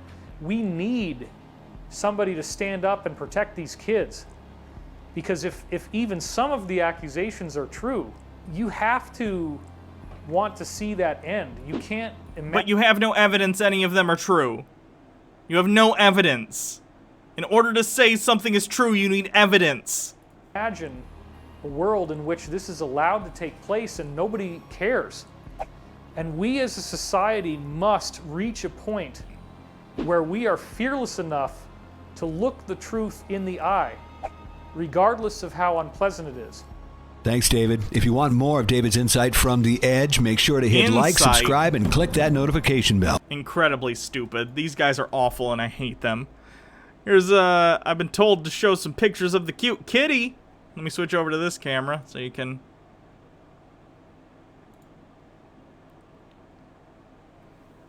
There is the kitten. There is the kitten. There is the kitten. God, the glare on this is really bad. She's doing very well. She's coming up and sitting on the couch with us and cuddling regularly, which is nice. She's still dealing with fleas, but hopefully, not for long.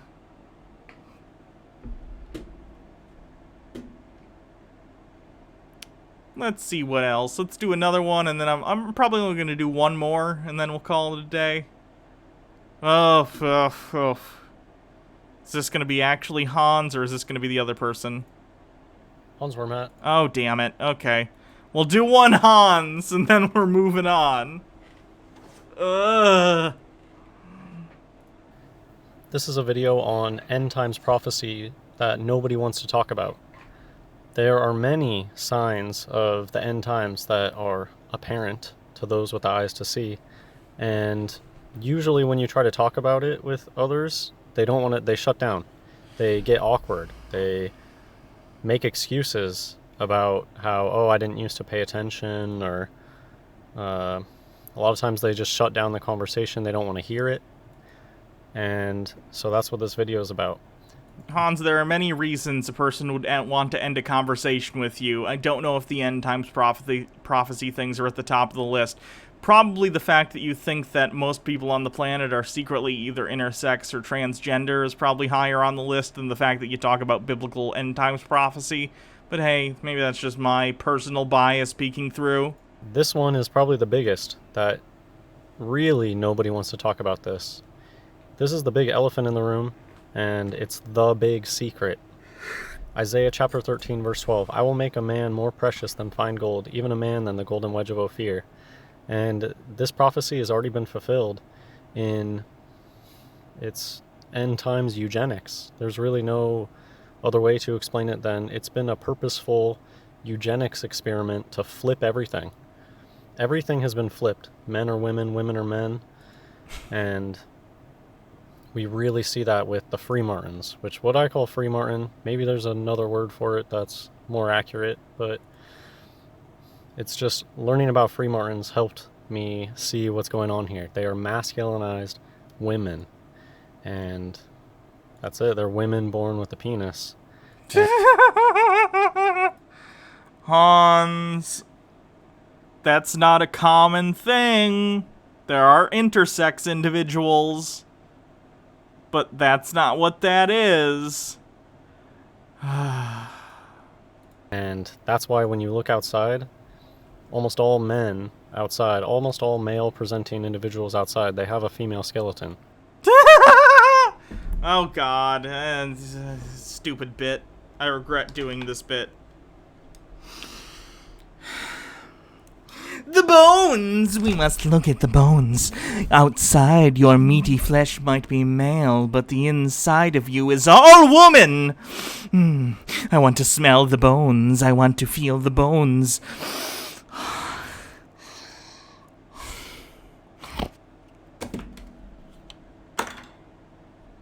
And that's truth. And if you know human anatomy, and you know about modern day hormones and modern day hormones, as opposed to your daddy's hormones. HGH, taking T, and if you know the different signs, you'll see it. You'll see it for what it is, and it's the one that nobody wants to talk about. It hits really close to home to a lot of people. There's a lot of people out there that, to me, they seem like genuinely interested in the truth, genuinely follow Jesus Christ, but they won't touch this topic with a 10-foot pole because it hits a little close to home. No, it's because it's nonsense, Hans. It's because the vast majority of people on this planet understand that your conspiracy theory about hidden, like, secret transgender people or hidden secret intersex people, it's baseless and ridiculous. If you know what I'm talking about. And I've met a lot of people through my channel who they didn't know this about themselves, and they eventually found it out, and it makes it really awkward. And yeah, I don't know what to say, but it's the truth. So here, what I want to show, people have left this in the comments before, I've just never shown it, but I think it's worth mentioning at least once. Some of these end times prophecies are also talked about in the Quran. Now, of course, I follow Jesus Christ, so I don't support Islam. Oh, God. That's a whole topic to get into another day. I think Muhammad is a false prophet, but that doesn't mean that everything out of Islam is going to be wrong. They're going to take some biblical ideas and make it their own. So I just wanted to show this because there is some consensus about end times signs. Consensus. So I'll just kind of read through this until I find which one is talking. Oh, here we go. Acceleration of time. 23. A perceptible acceleration of time when a year feels like a month like a week like a day like an hour, and an hour like the small amount of time it takes for a palm leaf to burn to ashes. The rise of idolatry. I mean, why do you think they call them idols today? People worship these celebrities, these idols. Idol worship is stronger than ever. People put posters of these things up on their walls, and it's creepy. Imitation of the young by the old. That's kind of interesting. And here's another one. So this is more talking about what I was talking about right now. So the time thing. I'm going to get to that in a second.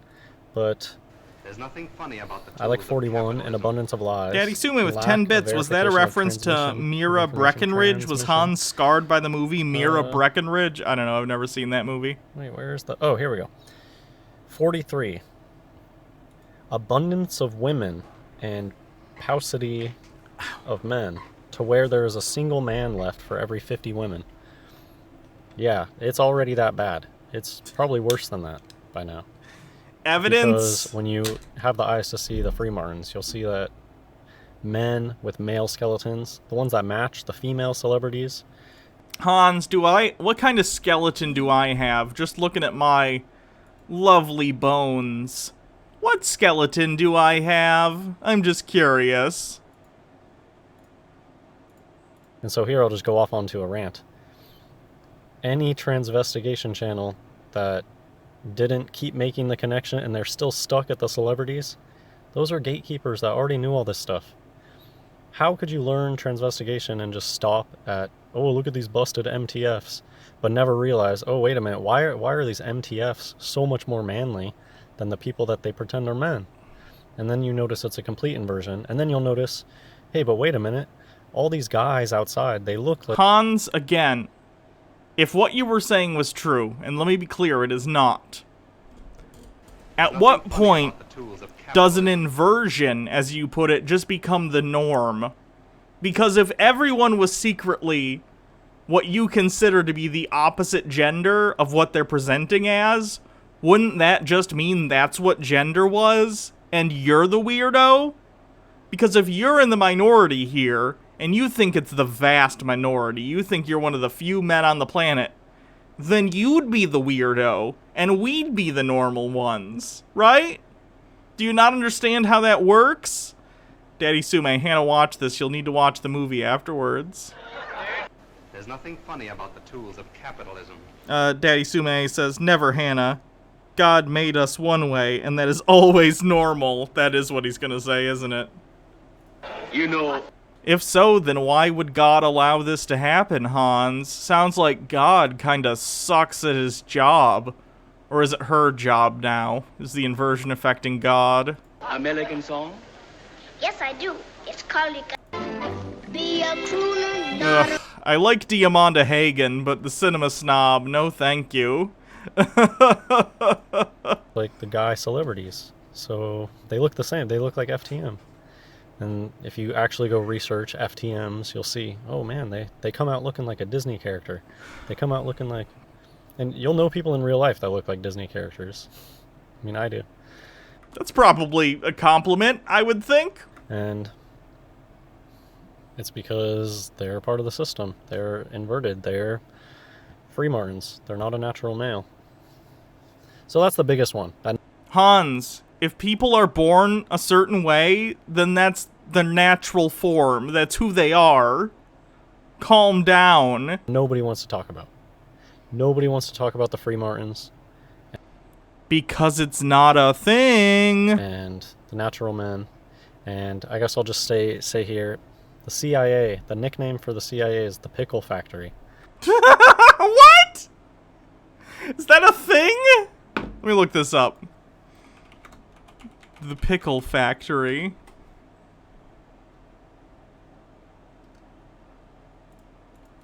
CIA. Old Salt opens up the Pickle Factory. What?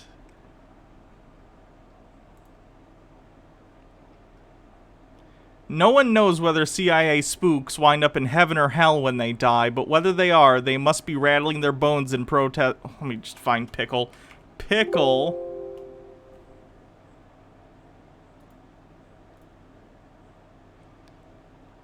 It was obliquely referred to as the Pickle Factory, or our friends, or across the river, or more openly, the agency. Weird. Why did they call the CIA the Pickle Factory? And they'll tell you because it was like out of a pickle factory building or something way back when, but no, it's this. Oh, so since he says that's not the case, it probably was the case. It was operating out of a pickle factory. That's pretty funny. Eugenics program. The pickle factory is churning out pickles. What? Making women flip to have a pickle. I don't think the CIA... First of all, that's not the CIA's, like, purpose. Why would the CIA be doing this? What would the end goal be? And also, I don't think the CIA is going to be childish enough to call themselves the Pickle Factory because they're creating, quote, women with pickles. Think of ancient China.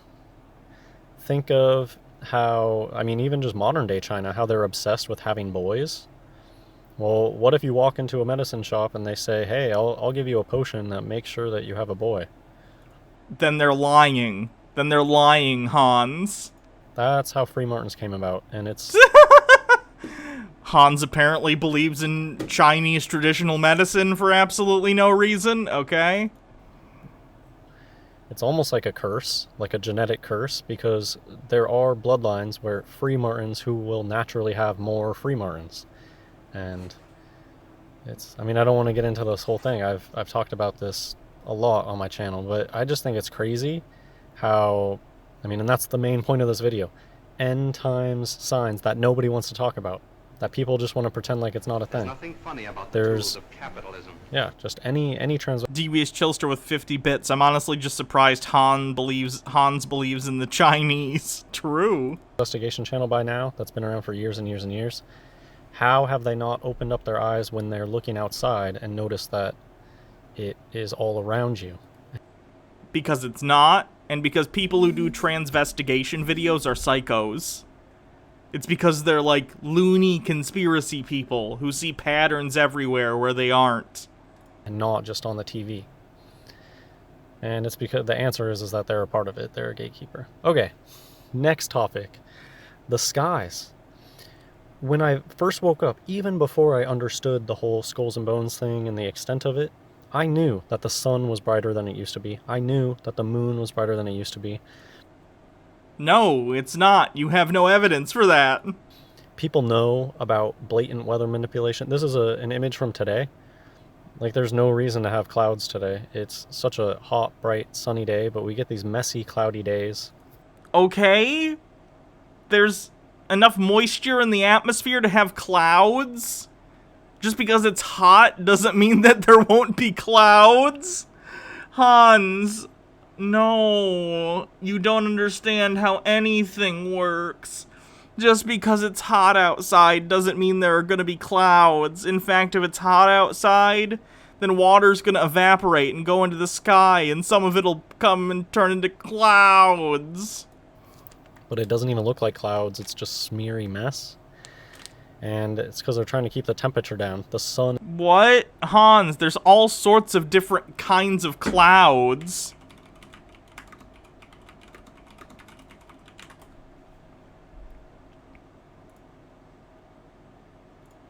We got your stratus, your cumulonimbus, we got your cirrus, your cirrocumulus, your altacumulus. There are all kinds of different clouds, Hans. Jesus. The sun is so bright. The sun is white now. In the 90s it was yellow. Yeah. Hans, in the 90s, did you do a lot of staring at the sun? Because that would explain a lot, I think. Yes, I was one of those kids that would look at the sun because people told you not to, but I would look at it and it wasn't a big deal. You cannot look at the sun nowadays. You shouldn't have been looking at the sun in the 90s, Hans! Don't look at the sun, you idiot! What? You're gonna hurt your eyes! And that's always been the case! It's not even physically possible, it's too bright. But in the 90s, you could look at the sun and it wasn't a big deal.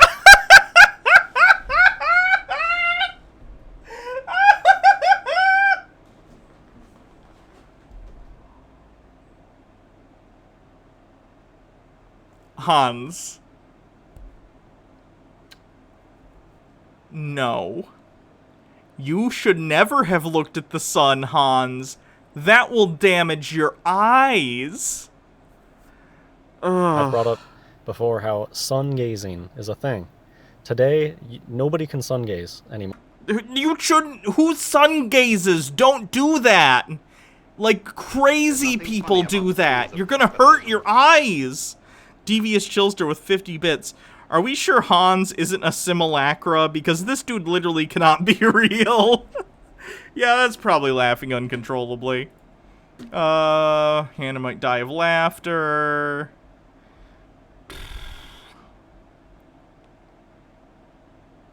I'm gonna say weather control, because he said clouds are weather control. The gay agenda, because, you know, he thinks the CIA is creating, like, trans people or something. More. You would burn your eyes. And so, I guess it's worth pointing out, you know how the whole Donna Trump thing, they try to make Donna Trump seem idiotic, like looking at the sun with the solar eclipse. That was that's like just a huge thing that I remember. The incessant, never look at the sun, never look at the sun. Because you'll damage your eyes because of the direct exposure to UV radiation, Hans. That's why sunglasses exist. Sunglasses have existed much longer than before the 90s. You know that, right? Never look at the sun. People telling you that. And in the 90s, it really wasn't a big deal. Yes, it was. Let's find PSAs. Let's see if we can find PSAs on not looking at the sun. There's nothing funny about the tools of capitalism.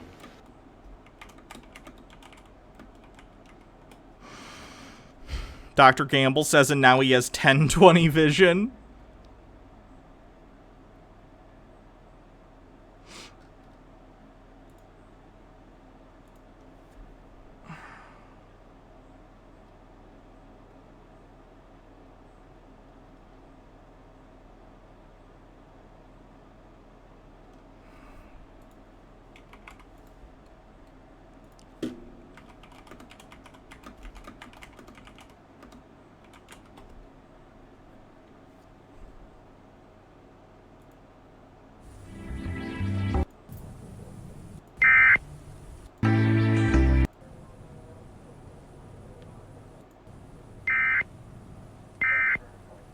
No, I've seen that.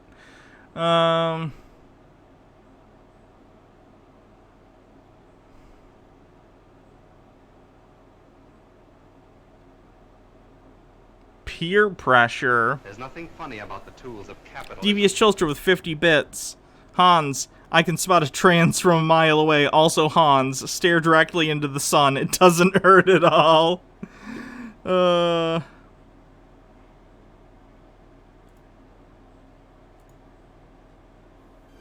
It's nighttime in a kitchen just I've like seen yours. this one. All is quiet. Or is it? The North American house hippo is found throughout Canada and the eastern United States. House hippos are very timid creatures and are rarely seen, but they will defend their territory if provoked. They come out at night to search for food, water, and materials for their nests. The favorite foods of the house hippo are chips, raisins, and the crumbs from peanut butter on toast. They build their nests in bedroom closets, using lost mittens, dryer lint, and bits of string. The nests have to be very soft and warm. House hippos sleep about 16 hours a day. That looked really real, but you knew it couldn't be true, didn't you? That's why it's good to think about what you're watching on TV and ask questions. Kind of. I think Hans needs to hear that one.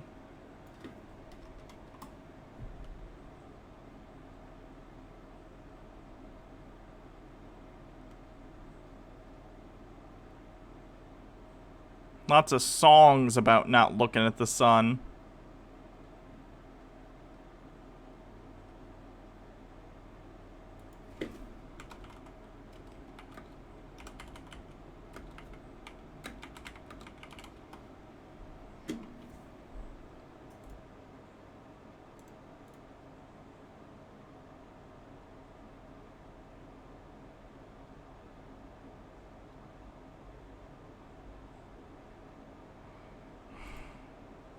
They usually tell you during eclipses because most people know not to look at the sun normally, but during an eclipse people will think it's okay.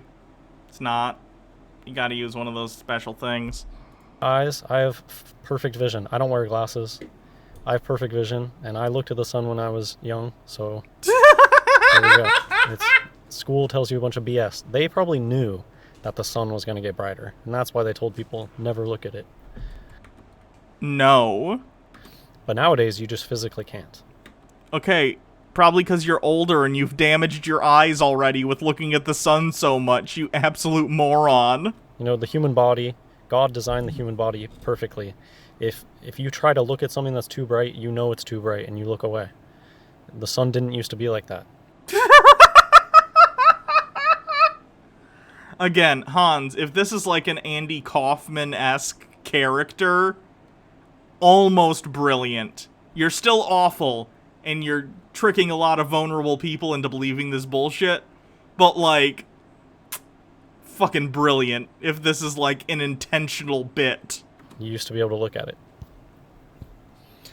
But, and you can even see kind of a ring around the sun. I never, ever, ever saw a ring around the sun, ever, until the... Dr. Gamble with 20 bits probably still has the after image in his eyes. Mid-2000s. And so I was already pretty old by that point. So I'll just say the first 18 years of my life never saw one of these things, but now it's all the time, and it's weather manipulation. People don't want to talk about it, though. I guess here I'll bring up a story about a neighbor of mine. I have these neighbors, these old neighbors, and they live in their garden. They are outside in their garden all day, basically every day when the weather's nice. And so they see the sky all the time, and they've probably been seeing the sky for decades, and they're much older than me, so they have even more memory of what the sky used to look like. Hans, the sky looks different to you because you've destroyed your retinas with looking into the sun. Hans, why don't you understand? But just the programming and cognitive dissonance and the truth being too painful. The truth is too painful and too... You know what else is painful, Hans? Staring into the sun! Scary for most people. You know, you can't handle the truth. And a lot of people can't. So the point of the story, I just remember overhearing one of my neighbors and a jet, you know, who knows if it was even a drone. Probably was a drone. Over my house, I get a lot of these really low flying. They look like an airplane, but they're flying so low. You can just tell by how fast the chem moves across the sky. That's really low. Anyways, one of these passes by. Hans, you're paranoid. They're airplanes. They're not drones. And I just hear my neighbor say, "Oh, what a beautiful day. Look at that jet stream." And I just like shake my head. How deluded are you that you're... Hans, you're the pot. Meet the kettle. Don't call the kettle black. You don't get to call other people delusional. You're like the king of delusion. You're this old, and you see this disgusting sky, and you're talking about how beautiful it is. It's just a complete... It shows you that the truth is too painful for people. They can't even believe that there's weather manipulation going on, because that's too painful of a truth, I guess. No, it's because there's no evidence that's happening, Hans. You are literally delusional. Please seek help. This is like paranoid schizophrenia. And to me, it's just so weird that you could be that old but not remember. How do you not remember that this didn't used to happen?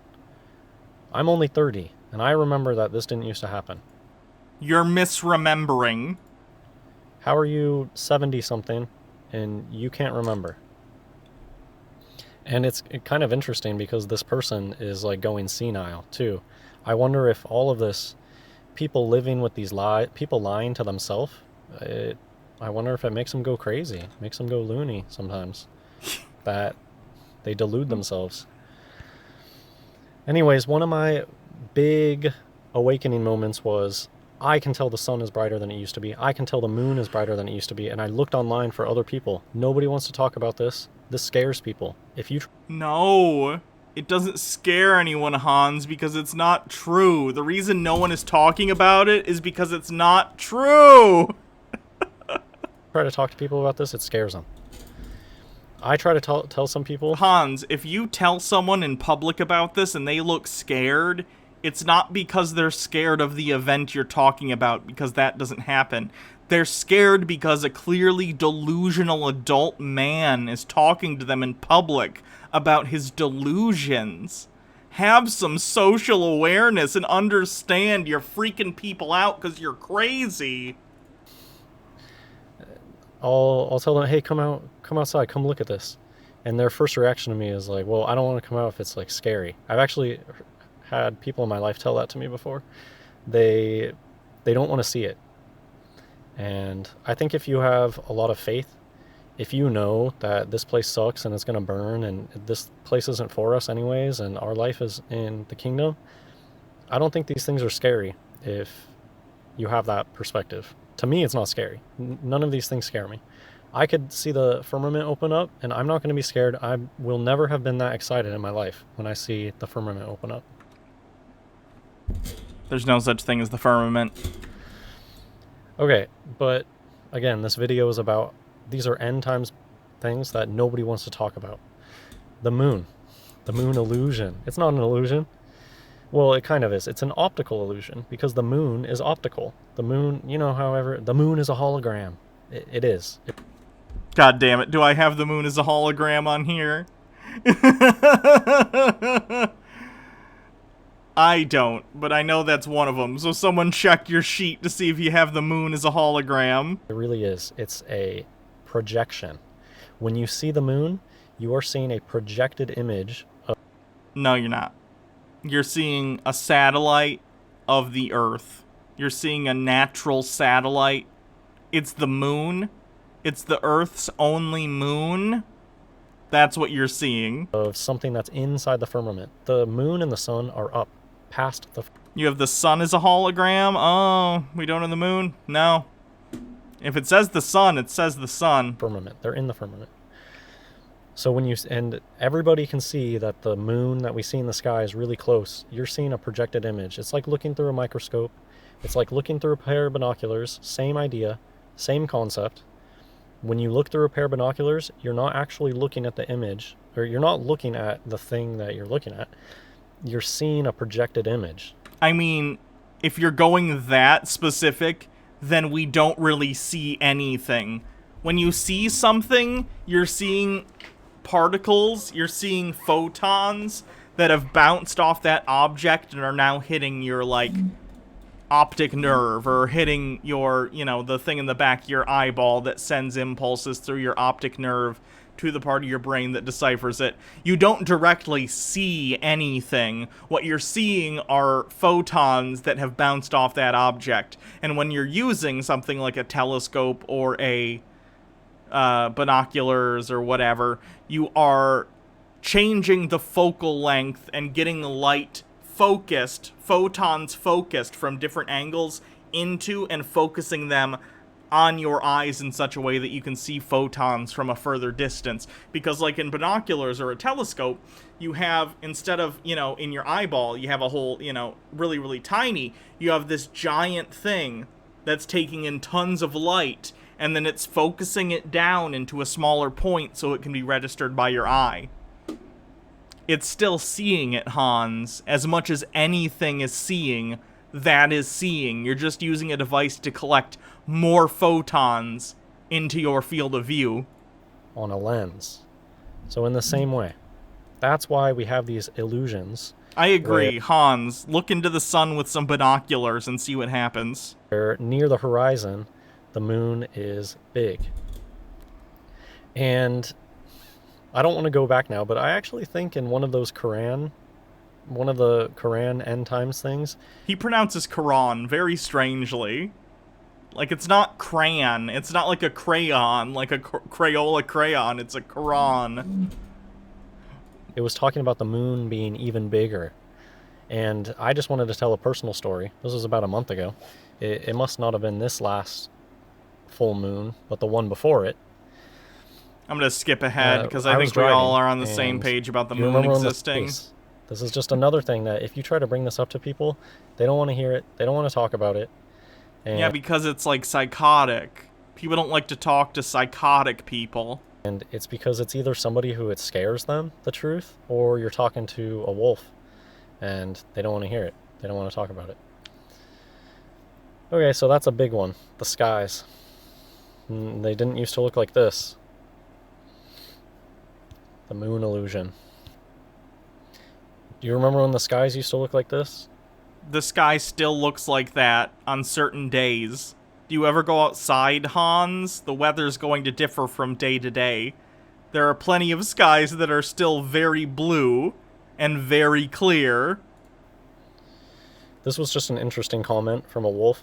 The bee girl doesn't know how lucky she is. She found a whole group of bee people in just one day. Some people live their whole life on the outside. They're kind of talking about, you know, being on the outside. That's like not being in the club. The big club. It's a big club. And look at this, the response to it. I thank God for that. Honor the lone wolf, not the sheep. What? Like, who is these people's God talking like that? They're talking about the Christian God, Hans. They're still talking about the same God you believe in. Vinyl Diary 666. They all surround... What I want to show you with this, it's another end times. I don't know exactly the verse, but I just know that this is a sign of end times, is that you're surrounded by blatant Satanists, unapologetic Satanists that are more than willing to conspire to deceive the whole world. And it's a big club. The first thing that they're going to do is they're going to jump out of the woodwork. What? You're telling me that there's thousands and thousands of people in on these lies, and how do they keep... Yeah, that's what I'm telling you. And they keep it secret, because that's what they do. That's what they're good at. And, yeah, that's it. They really do all surround you. So here, I had to scroll down so far through the comments. It's like they were hiding this... Hans, do you understand that when you make a music video like this, you adjust the coloring? I guarantee they jacked up the saturation levels. That's what it looks like. That's why you have these vivid greens and vivid yellows and a very vivid blue. They've turned up the color saturation for the music video. Old comment. I remember that this used to be the top comment on this video, but now I had to scroll down really, really far to get to this. Is it just me, or does the sky never look like that anymore? I remember as a kid seeing plenty of those beautiful blue days. Well, you're misremembering. You're misremembering how the sky looked. Well, we're in end times. It's just not going to be like that again until this place gets burned up. Somebody shared this. They talk about this stuff. Do I think Hans would ever agree to a debate? I've talked with him. I've offered. He does not seem receptive at all, and it's very sad. If you'd like to ask him, he bans everyone who mentions me in his comments. But if you want to say, like, hey, I want to do a debate, there's the link to this video. All the time, in the songs, in the movies, they talk about it all the time. You're surrounded by people that know the secret, but they're bound by oaths that they will never break. I've never seen anybody break these oaths, talk about the Orange 33 Club. Oh, I used to be a part of it. I've never heard that, ever. Because it doesn't exist. Because these are your delusions. But look at these lyrics. Pretty interesting. It's by some Hungarian trans group, I don't know. But it's called Everything is a Lie. Everything is a lie. I should have seen the signs. They love talking about the signs. Do you remember in the 90s, a huge song, I Saw the Sign? Everybody loved that song. And it... Yeah? And it's not about conspiracy theories, Hans. It was all about seeing the signs. The hand signs everywhere. The orange. If you're not looking, you won't see it. Everything is a lie. I've fallen into myth. The myth, I'm skipping ahead because I'm about ready to close never out. Seen them. Brady, and I used to think it was you. It all At first, I'd wonder what hex I was under. What did I do to be so different? Then I discovered some others like me. Wonder no longer. Together we're stronger. Be true to yourself. That's what you must be. And this whole music video was all about witches, and just the point of this is when you wake up and you start seeing the hand signs, you should be able to see that it surrounds you. It all surrounds you. My mom, who is this kind of like local handler, and it's an umbrella. It's not a rabbit hole, it's an umbrella. It's far-reaching. It's over all of Earth. Rich, poor, these people are everywhere. It's a big club, and yeah, so the story I was going to tell about my mom, she has this painting in her house, and the painting says, "We all surround you." And it's this dark imagery, and I used to think it was something about, like, gay people or something. No. No. Again, Hans, what you're describing is a symptom of paranoid schizophrenia. Please seek help.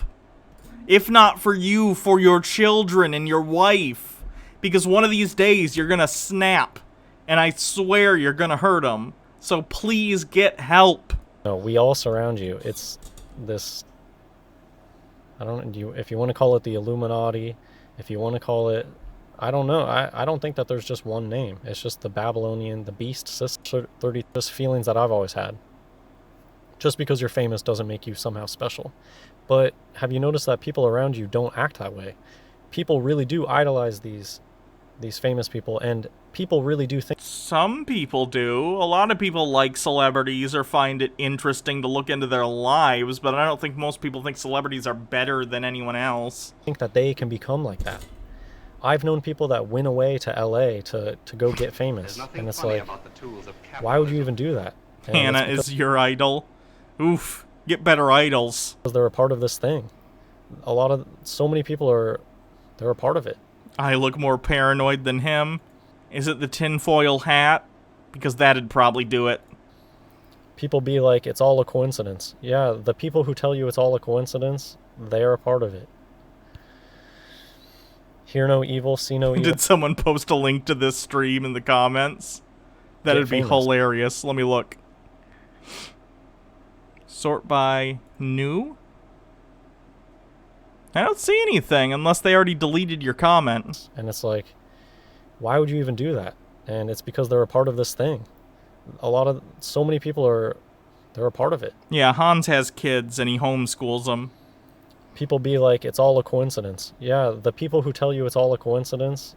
Hans, these are all just random hand things people are doing. They aren't even the same one. Doing this is not a crazy, novel thing to do. Doing this isn't a crazy, novel thing to do. People have hands. People have faces. They do things with the two. It doesn't mean anything. They are a part of it. Hear no evil, see no evil, speak no evil, with these fake monkey suits. This is how they operate. They don't talk about it. The first rule of Fight Club is you don't talk about Fight Club. It's an allegory for the inverts. No, it's not. In fact, Hans, I think you entirely missed the point of that in Fight Club. When Tyler Durden says to the group, the first rule of Fight Club is don't talk about Fight Club. And the second rule of Fight Club is you do not talk about Fight Club. He means the opposite, Hans. He's trying to get them to recruit more people into Fight Club so we can start Project Mayhem.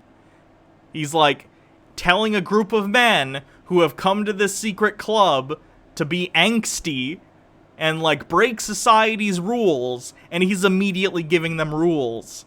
because he knows they're going to break those rules. Do you not get it? Because that's the point of the rules of Fight Club. And this, I just want to really bring to home the point of it's all around you. It's not just the TV screen. You could turn off the TV, you could get rid of your newspaper, and that doesn't... Newspaper? What is this, 1982, Hans? Jesus. Maybe get a tablet. I mean that you're escaped from Satan, the satanic system. It's all around you. Earth is Satan's earth right now, and they're in your family. That's what I want to show. Would it be legal to start a GoFundMe for Hans's psychiatric help? I mean, there's nothing illegal about it, but, like, he would never accept the money or use it to get help, so it would be pointless. I don't think that would be a good idea at all. This is probably some of the hardest Bible verses for people to accept. People don't want to accept this. The father shall be divided against the son, and the son against the father, the mother against the daughter, and the daughter against the mother-in-law against her daughter-in-law, and the daughter-in-law against her mother-in-law. And the brother shall deliver up the brother to death, and the father the child, and the children shall rise up against their parents, and cause them to be put to death.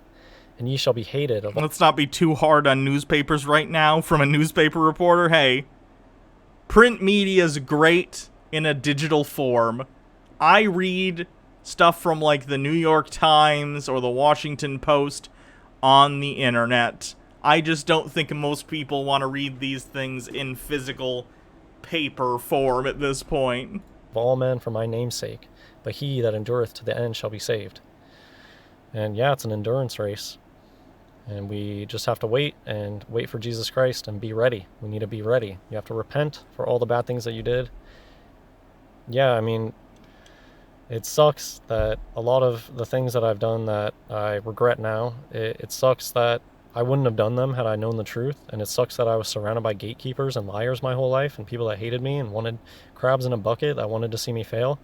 Again, Hans, this sounds like paranoid, delusional behavior. Thinking that everyone around you is out to get you is a sign of, like, paranoid schizophrenia. That's not normal thinking. But at the end of the day, I did have free will, and a part of me knew that things that I was doing wasn't right. So the blame's still on me. But we have a gift through Jesus Christ. We can repent, and we can be forgiven of those things. And one of the best gifts that God is going to give us is that even God is not going to remember our sins. It's, you know how Men in Black, they like to take these things and put them in movies. The little instrument that they have, the light. The neuralizer, it's called. They use a light. That's probably a clue there. They use a light. No, it's just a visual cue as to what is happening. You get it. There's a flash, and then they don't remember something. It's a clever tool and a visual signal that someone has just had their memory erased in the film. It doesn't mean it's linked to a real thing. Light to erase people's memories. And that really is going to happen. And I don't think, we're not going to forget who we are. We're going to finally understand who we really are. And it's beautiful. It's the best gift. Hans, we're basically, if you're talking about identity, we are a conglomeration of our memories and self-image. And if you erased someone's memories, who are they? Right? That we won't remember this place. At least the evil parts of it and our sins, it's going to all go away in a blink of an eye. So praise God for that. Mark chapter 13. And as he went out of the temple, one of his disciples saith unto him, Master, see what manner of stones and what buildings are here. And Jesus answering said unto him, Seest thou these great buildings? Danny Sume says a free one Martin. stone upon another that shall not be thrown down. And as he sat upon the Mount of Olives over against the temple, Peter and James and John and Andrew asked him privately. Now I mentioned it briefly with the Quran thing. Admit the truth. And I think that it's mainly the Satanists that run this place. They're going to probably use blue beam technology and the TV and media and all their players on the ground. All the play pretenders that go along with all the hoaxes. They're all going to pretend that aliens are invaded. They've written themselves into a corner. There's no other way that they can play this off. Hans, if the rapture or apocalypse or whatever religious end times you think are going to happen were to happen, How would the government have the ability to cover it up? They wouldn't. So what are you talking about? They're going to say it's aliens, and the duped will probably buy it. And then shall he send his angels, and shall gather together his elect from the four winds, from the uttermost part of the earth to the uttermost part of heaven. And so I pray that I get taken away in rapture. I do believe in rapture, and I do believe that the elect, certain people, are going to get to go away when Jesus comes. And I don't know what we're going to do in the meantime while people on earth have to deal with tribulation. But I just think of the last years, the tribulation, it's people's last chance to reject the mark of the beast. But I believe that God in his mercy is going to let some of us escape that.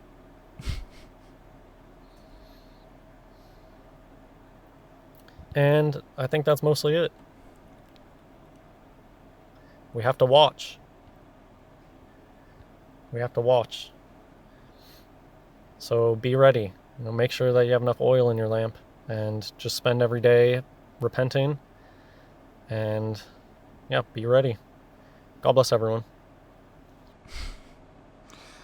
Oh, Hans, you need help so bad.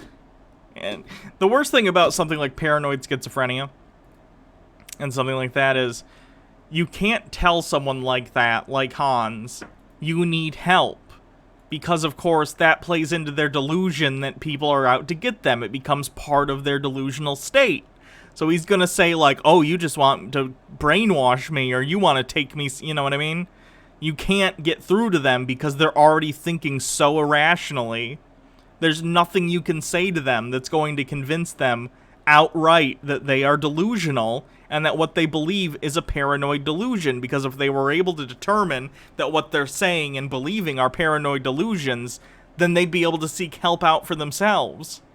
So it really comes down to, hopefully at some point, if this continues to get worse for Hans, I hope his family or someone close to him get someone to institutionalize him and get him some help, because he could do for some medication, that's for sure. But, you know, it is what it is. So thanks everyone for coming to another episode of Tinfoil Tuesday. I really appreciate all your viewership and support of the channel. It means so much to me, and I wouldn't be able to do the show without you guys and all your super chats and subscriptions and stuff, so thank you so much. Are anyone going to watch the DNC convention tonight? Oof, I'm not. I'm good. I'll vote for Biden. I'm going to do it. It's fine. I don't need to see a goddamn convention. Tomorrow, tune in for, I think we're doing Wheel Wednesdays.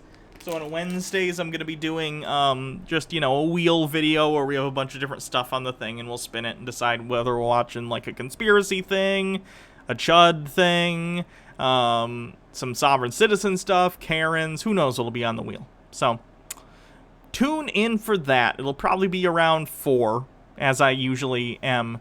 So, again, thank you everyone. It's been a great stream. I really appreciate you all. Chat is valid. Have a good night. Oh, thanks, Daddy Sume. Did I enjoy Amerigeddon? Oh, God. It was hilarious. So, yes, I did enjoy Amerigeddon. Night, everyone.